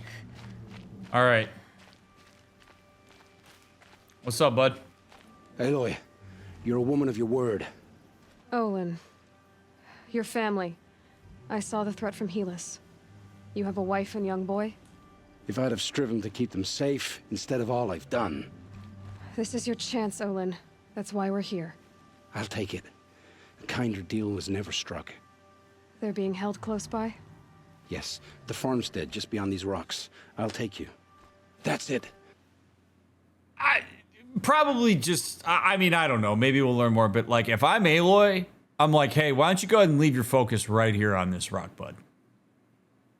Like, why don't you just go ahead and take that off. Let's go ahead and set that down. Okay? Mama's here to help you. We're gonna go focus free, bud.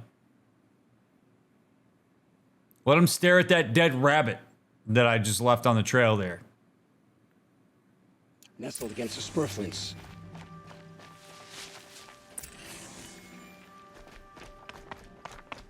Best not to think about the previous owners. Too late.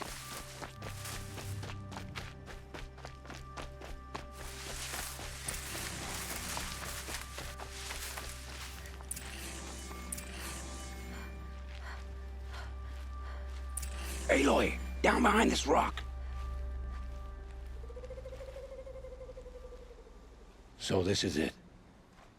I can't bear being so close, and yet... It's almost over. How many Eclipse are we talking? From what I've seen, a fair few. Well-armed and armored. Bowmen watching from the ridges. But there's no space for their machine demons.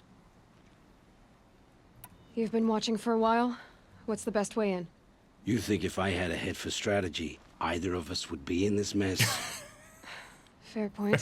Fair enough. We could storm the front gate, Osram style. Or take it from the sides, or the ridge above. Maybe you could get on the rooftops.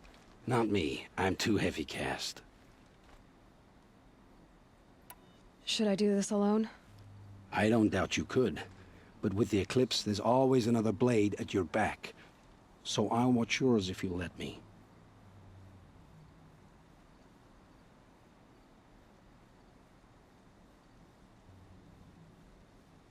No.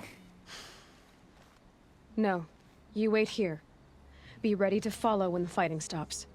Oh, I'll be ready. Honestly, Olin is too much of a unknown variable for me in this. And if I'm going to strategize this, like, he's already proven himself to be relatively useless as it relates to strategy. So all he could potentially do is bungle this. Plus, if he dies, I mean, it still matters that I save his family, but, like, I'd like him to be alive when I go save his family, so he's staying here. I've done a lot of shit by myself. I don't need to start doing this with him. Now, I don't exactly have the best eye for strategy either. I tend to want to go in stealthily, and then I don't, because I'm heavy-footed and lack tact. And I try to Skyrim climb on things that I don't need to Skyrim climb on. But he did say check out the ridge. And this is a ridge. Oh boy. Oh my god. I can't believe this is working. Okay. Alright, we'll do it at night, I guess. Oh boy. Oh boy. Okay. Have faith, chat! Have faith, Arthur!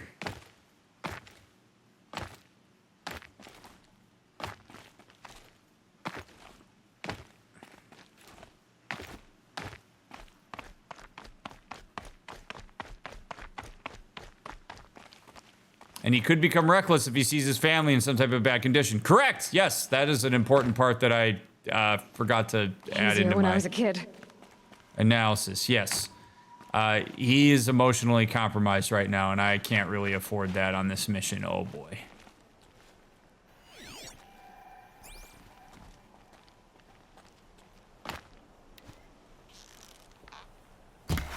Oh, shit.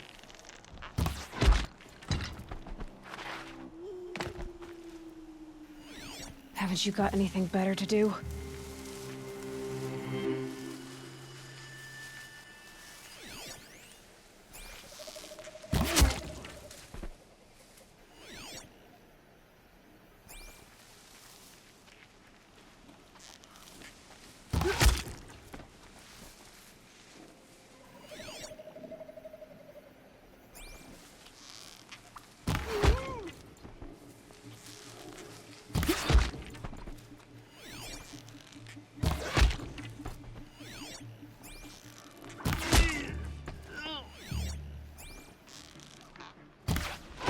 Maybe if you guys didn't wear those dumbass masks, you could have seen all of your guys die. Also, I'd like to point out, I did it.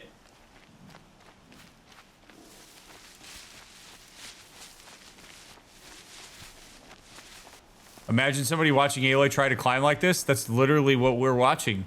But yeah, she kind of looks like a knucklehead, This huh? has to be where they're holding Olin's family. Bolted, but I've got the key. They Like must how be these in people here. just let wild boars hang out in here.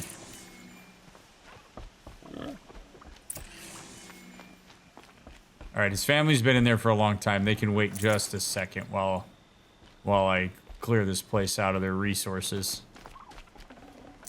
I'll consider it I'd my have own to ditch reward for being such a merciful person. Fast travel pack, hell yeah. Thank you.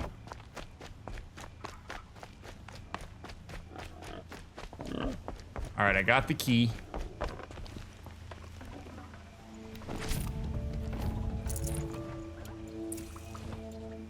Okay.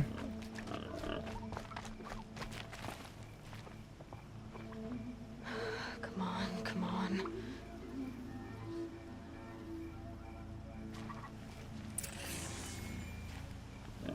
Howdy, folks. We heard the commotion outside. You're not one of them. Who are you? Don't be afraid. I'm gonna get you out of here. I hadn't given up on hope, but I'd forgotten the taste of it. Is it safe for us to leave? The eclipse won't be stopping you. Then it's over. I dreamed of escape 1,000 different ways. But all of them put my son at risk. You survived. You protected him. That's what matters. Now, your husband's waiting for you. Olin.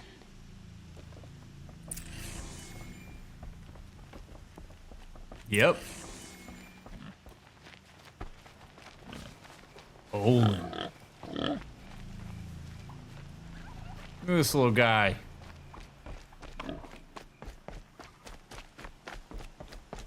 Olin! Got your wife and your kid back, bud. You're welcome. I heard the fighting stop. Olin! You brought him back to us. Thank you. There's no need to thank me. I've much to confess. I accepted a devil's bargain. And others paid the price. And you think I don't know? I heard them talk. You know there's always been dirt on my hands. Now there's blood too. Take your son up in those hands. Come back to the claim with us. You should listen to your wife, Olin. But Helis and his demons. I am honor-bound to help you, Aloy. with what little honor a dicer like me has. Olin, whatever your debts, you don't owe them to me now. Go with your family. Show them you're a better man. Farewell, Aloy. Your mother. I hope you find her before they do.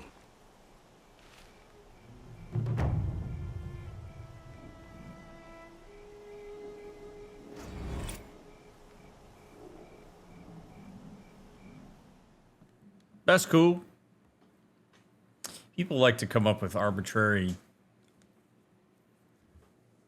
stuff to connect them to people and like create some sense of obligation. I am appreciative of the fact that Olin did not fight Aloy there. He's not honor bound to me just because he says he is. Like, theoretically, if he's actually in service to Aloy, it would mean that he listens to what she has to say here. And Aloy saying, go with your wife and stay away from me, because all you do is complicate this. Him listening to that is exactly what he should do. You don't get to break people's boundaries just because you've come up with some sort of like arbitrary construct that makes it okay to violate them. And I'm really glad he didn't push the issue there. I heard the fighting stop. Yeah. Olin. Oh god, oh god, oh god, oh god, oh god, oh god. Olin. Fair. Okay. What's up, little guy?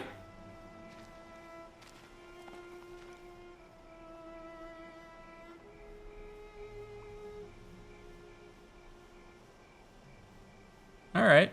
Well, hopefully he wasn't too traumatized by this ordeal.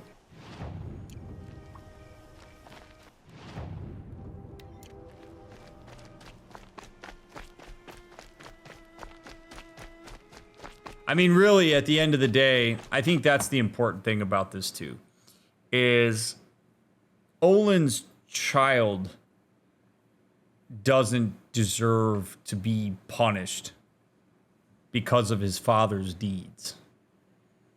Like, Olin's kid and his wife didn't have anything to do with this. And if Olin shows a degree of remorse and is wanting to atone, who am I to take that kid's father away from him? Again, like, Olin didn't willingly go into that. Like, he went into it, but like, he was extorted into that. So having some grace and mercy there, I think, is to the benefit of more than even just Olin. There's no reason for me to kill him.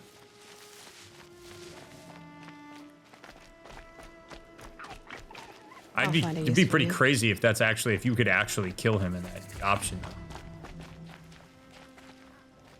I don't know if you actually can or not, but.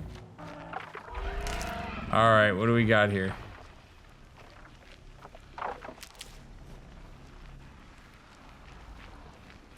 Hear noises. Oh man, can I sneak up on this Glint Hawk? That would be so badass if I could.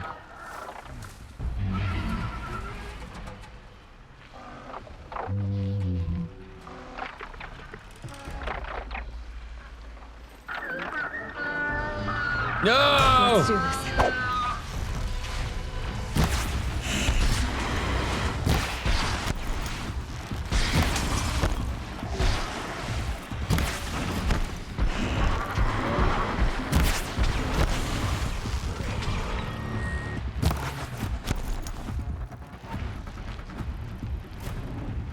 Where'd it go?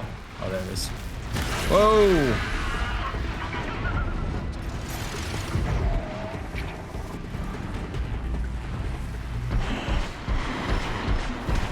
Oh boy.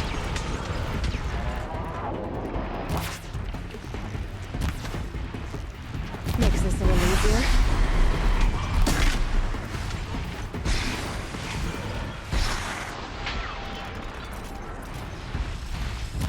Boom!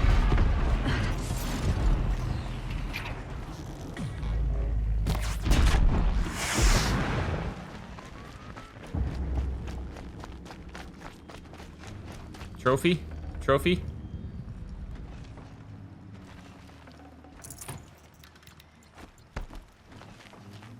All right, I just want the flower. That's all I want. I just want the flower. Thank you.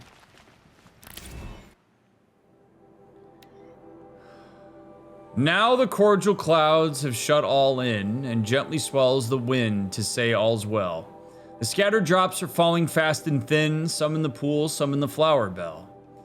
I am well drenched upon my bed of oats, but see that globe come rolling down its stem. Now like a lonely planet there it floats, and now it sinks into my garment's hem.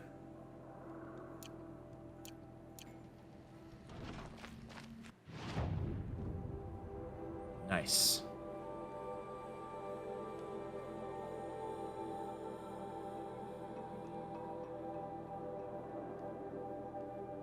All right.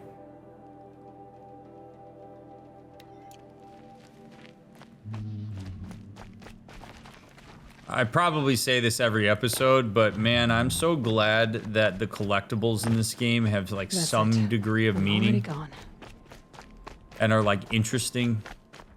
So you're not just collecting shit just to collect it. Like I want to know what all of those are about. I want to know what they trade for.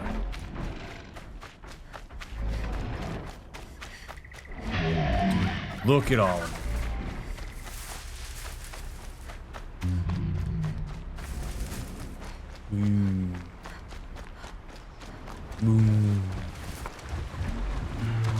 Biome switch. Oh boy. Oh shit! I need one of these. Don't go up there. Don't go up there. Just come here. Don't go. No, no, no, no, no, no.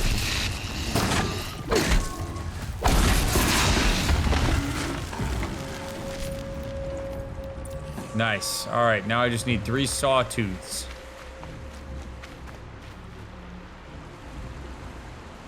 Woo! All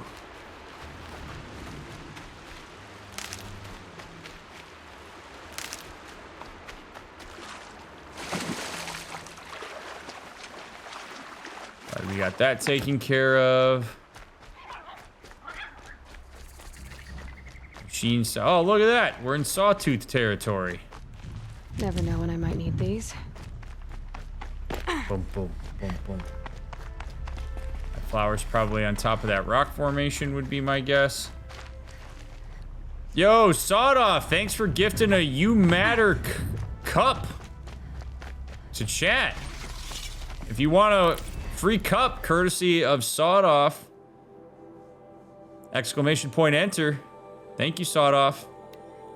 Ooh, a long one.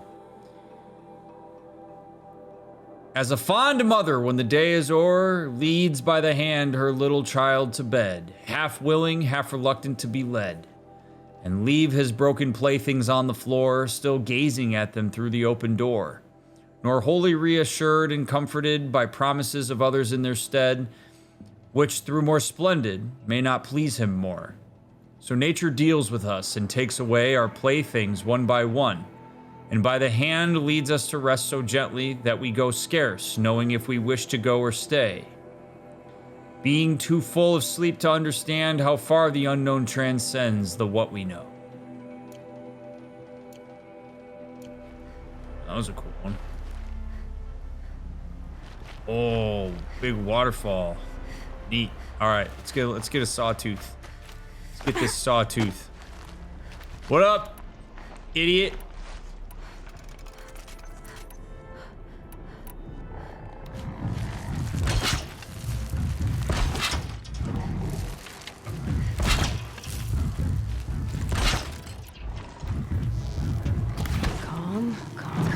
Come here. Come here. Come on.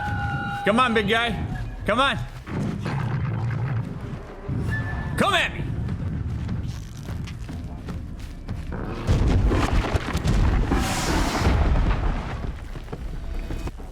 Well, if that ain't the dumbest sawtooth I ever did come across.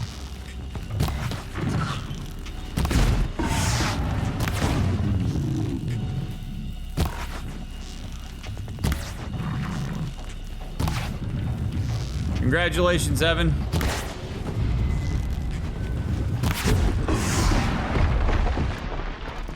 Make sure you click that to redeem. And the cuppeth be yours. It's off.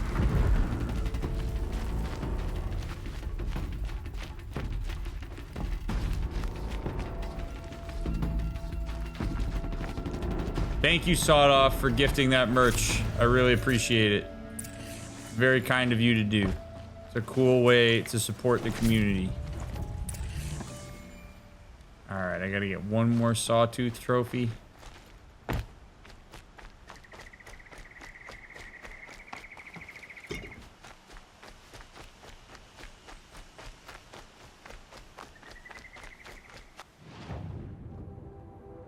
Alright, we're making good headway here. Oh, look at this fine merchant. Hello there. Man, you're just chilling in Sawtooth territory? It's just what you do?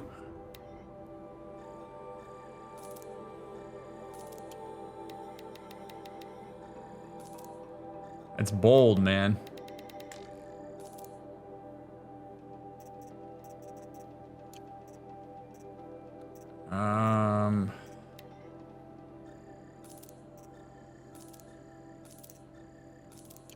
All right. Bye. Free sample box. Banuk figures. Oh, I need fatty meat. No.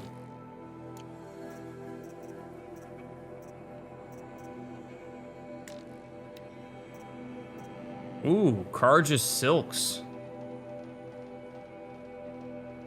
Little protection, but highly customizable. Banuk Ice Hunter, Nora Silent Hunter, Osram Spark Worker. Whoa. Karja Blazon Light. The showy armor of Karja nobles and Hunter's Lodge elites. Leather strips cured in plant oil protect from fire damage. That one's cool.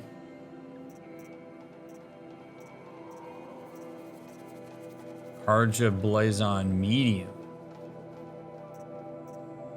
Whoa. Dude, that Karja one looks so cool. I love all the color in it.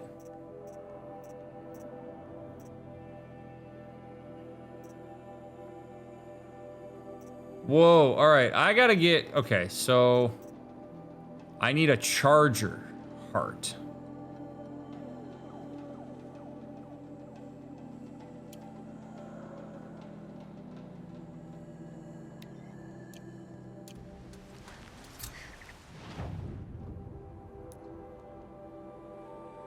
Look at that. Let's go get ourselves some badass armor.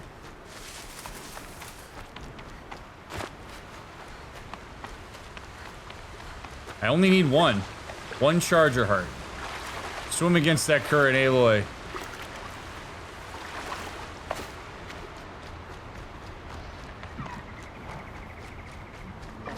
No. No. No. No, I don't want it. Not buying what you're selling.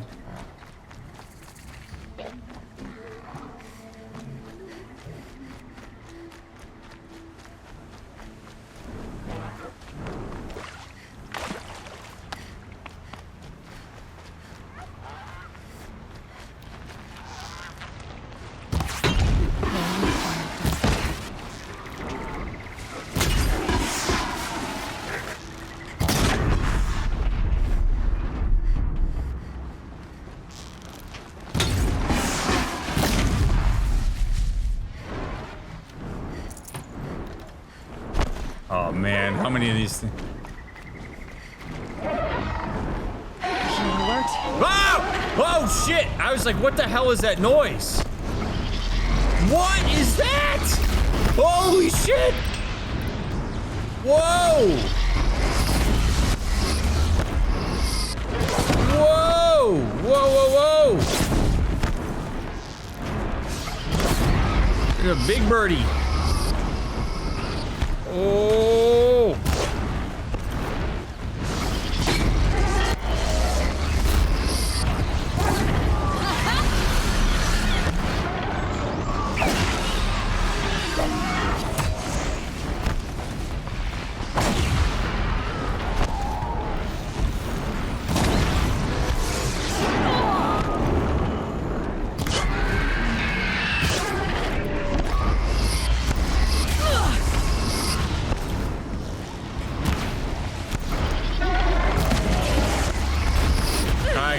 gun off. Holy crap. That thing is...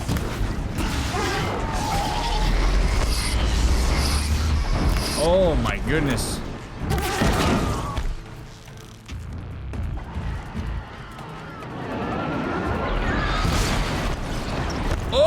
Oh, that was so badass. Holy shit. Holy shit.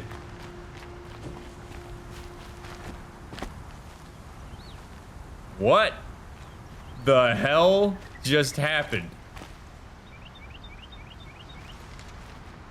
That was that was insane.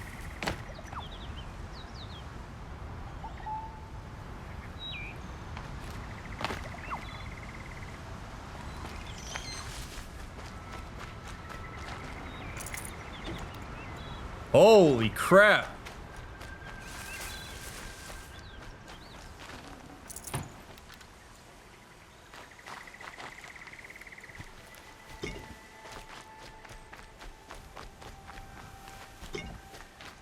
I assume that bird is supposed to have a corpse?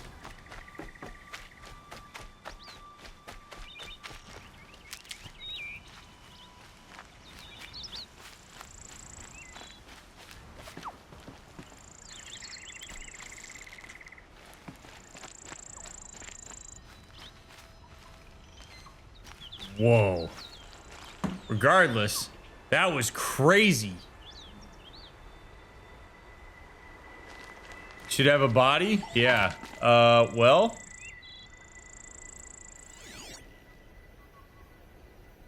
It seems that it does not exist.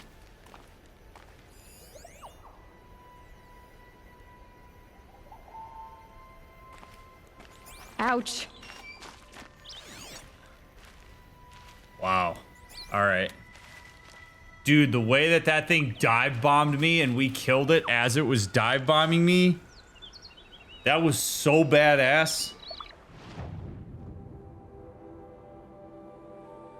It looks like it did glitch. That's all right.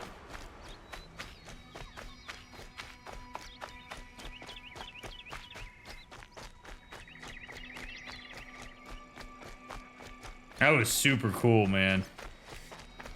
My focus is receiving another signal.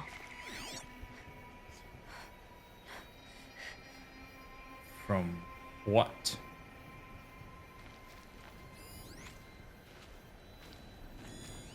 Oh, a big boy.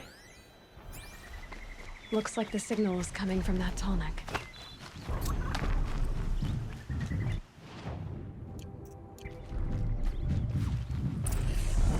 Oh, good, a sawtooth. That's good. I need that.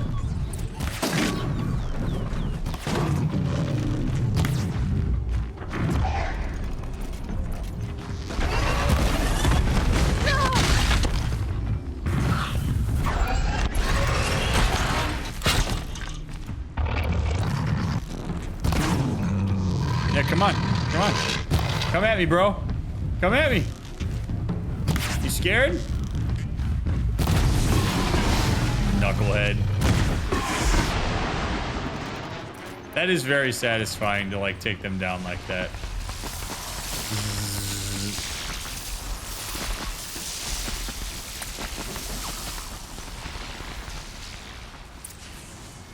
All right, we can deliver our trophies. That's good. I really want a charger heart though.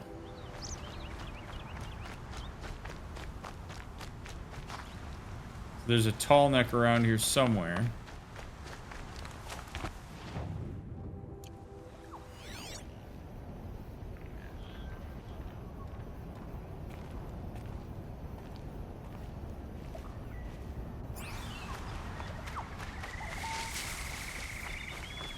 But where?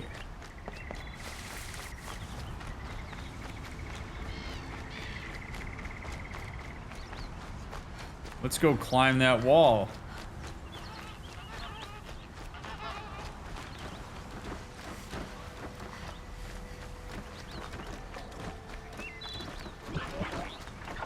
There's so much to do. What's up, Mahoodles? How you enjoying this game so far? It's fantastic. Absolutely fantastic. Oh boy. But maybe it won't be in a second here.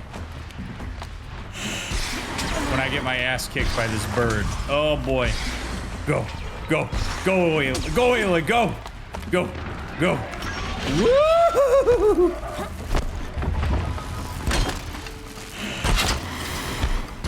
I did not want to do that. That was just...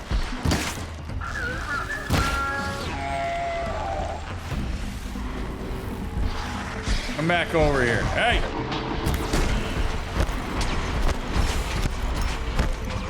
There are a lot of birds up here. There are a lot of birds up here. You there.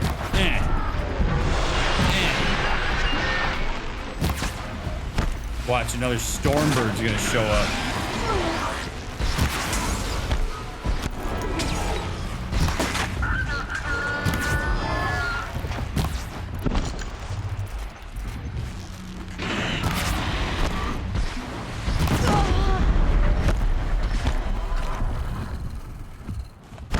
Okay.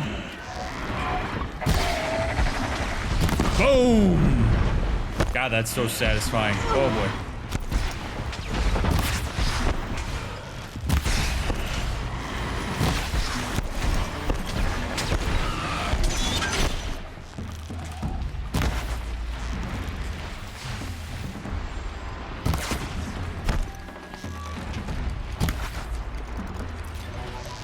Right on target. God damn it.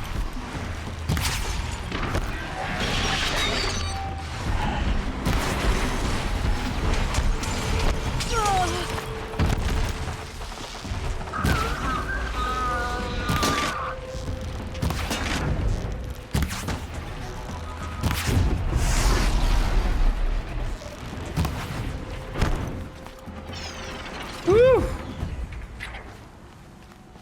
Holy crap.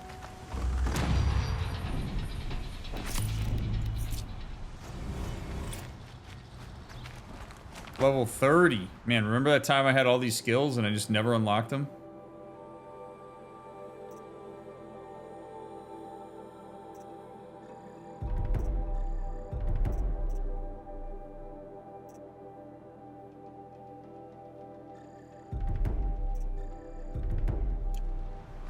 Alright, there we go.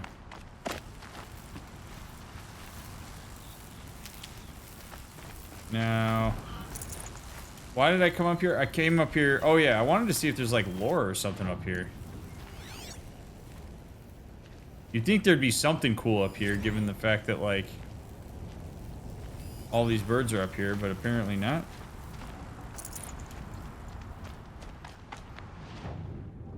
There's a flower though. Yeah, like why is there a Nora camp? That's a great question, right? Like why is there a Nora camp up here?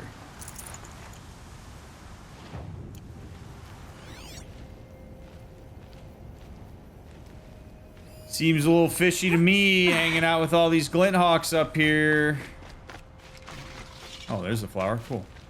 Metal flowers. Flow, softly flow by lawn and lea, a rivulet, then a river. Nowhere by thee my steps shall be forever and forever. But here will sigh thine alder tree, and here thine aspen shiver, and here by thee will hum the bee forever and forever. 1,000 suns will stream on thee, 1,000 moons will quiver, but not by thee my steps shall be forever and forever. That might be my favorite one so far. Well, why not?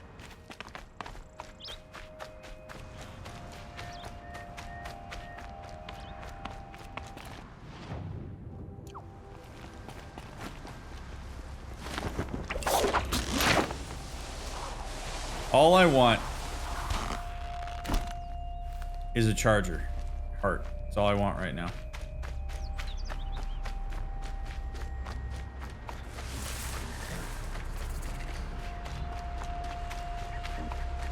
Just give me one heart. So I can buy my clothes.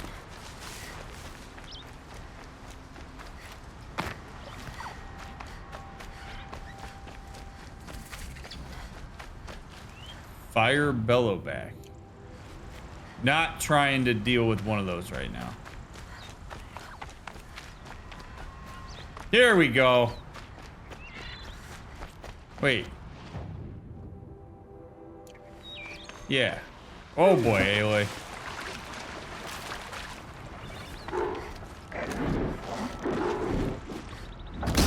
Red light means trouble.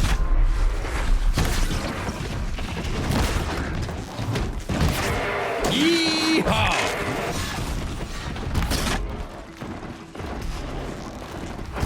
Nah, no. Get your asses back here.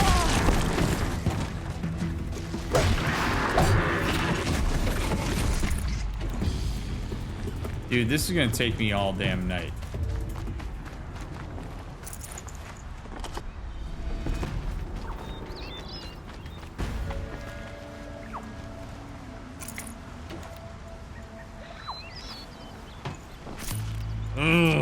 Oh, so it's got to be blue. So basically, unless they glow blue. Look at all of them. I see you all over there. Bring it on. Whoa! Okay. All right. Yep. Yeah, that's good. The waters. This is not ideal.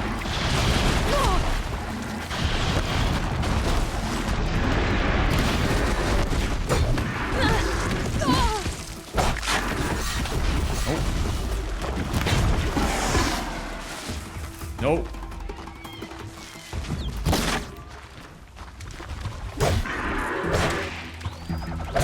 Yeah. Yeah.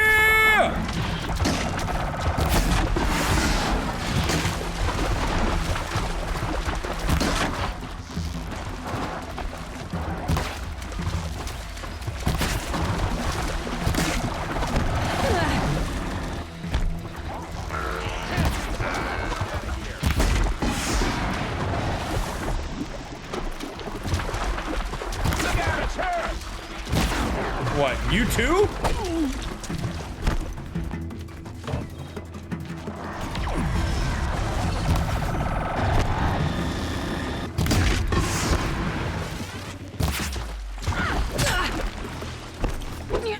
All right.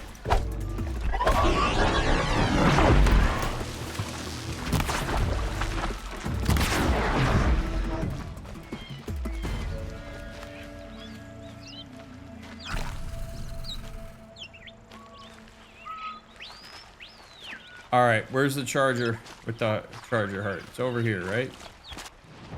I need to get rid of whatever's gonna allow me to hold that.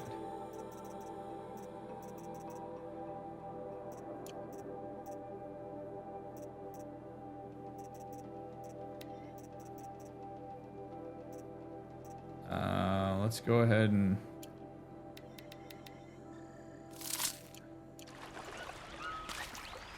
disassemble those.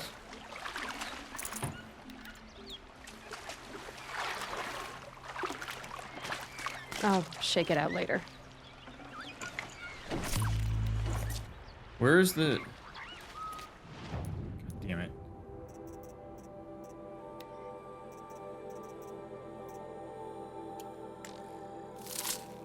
Where the hell did the charger go? There it is. Wait, this is it. Yeah, it's the blue one. Yeah, it's this one. Okay, there we go. Thank you. Thank you, thank you, thank you. Okay. So now I gotta go all the way back to the merchant. So let's do this. Oh, nothing quite like a successful hunt, huh?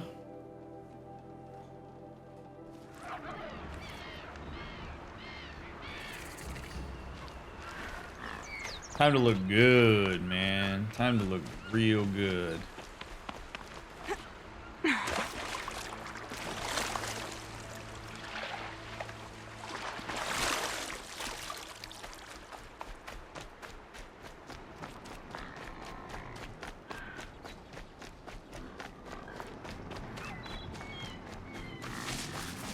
All right. Give me... Give me that.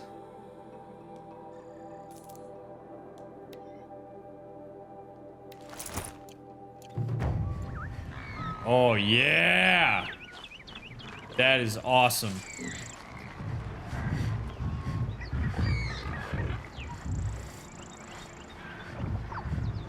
What a cool design.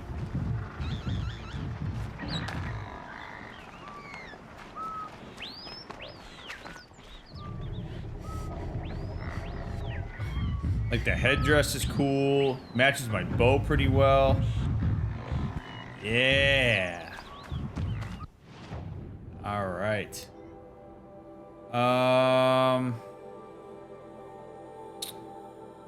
Boy, we got a lot of shit to do in Meridian, huh?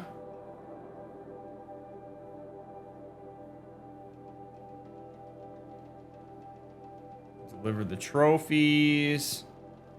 Talk to Errand.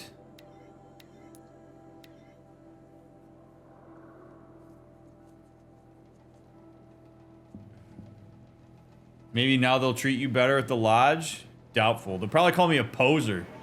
Because I'm wearing Karja stuff, even though I'm not a Karja. They're gonna nail me for cultural appropriation.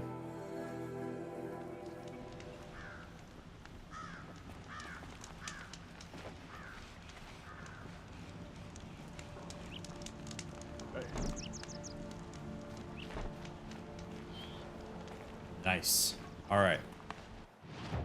Let's go over yonder.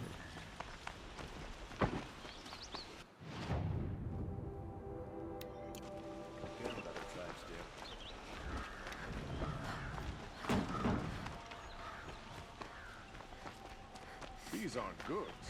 They're necessities.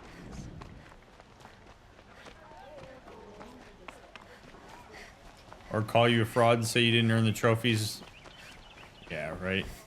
I mean, there's any number of things can happen right now, so. Nope, don't want to face my father. As I gotta present him to the Sunhawk, don't I? Yeah. Oh boy. How douchey will this guy be? Find out in part 12 of Horizon Zero Dawn with a Therapist. Thank you, friends, for taking the time out of your night or day to watch my playthrough. If you made it all the way to the end, please make sure you leave a thumbs up, leave a comment, follow the links in the description. You know I gotta throw some cliffhangers in here every once in a while. So, but seriously, thank you for supporting my streams. It really means a lot to me. I hope that what I have to say is meaningful in some ways. And again, I don't claim to be right about all this stuff. It's just my thoughts. And my sense is that you watch this because you care about what I have to say about it. Because maybe you've seen the game a bunch of times. Or maybe this is your first time. But regardless, I really hope that my playthrough of this game is creating some additional meaning in whatever way that it can. I will, if you're binging, let's find out how douchey this guy's going to be. If you are waiting for the next episode to come out, we'll try to get it out as fast as we can. Thank you very much. Catch you on the next one.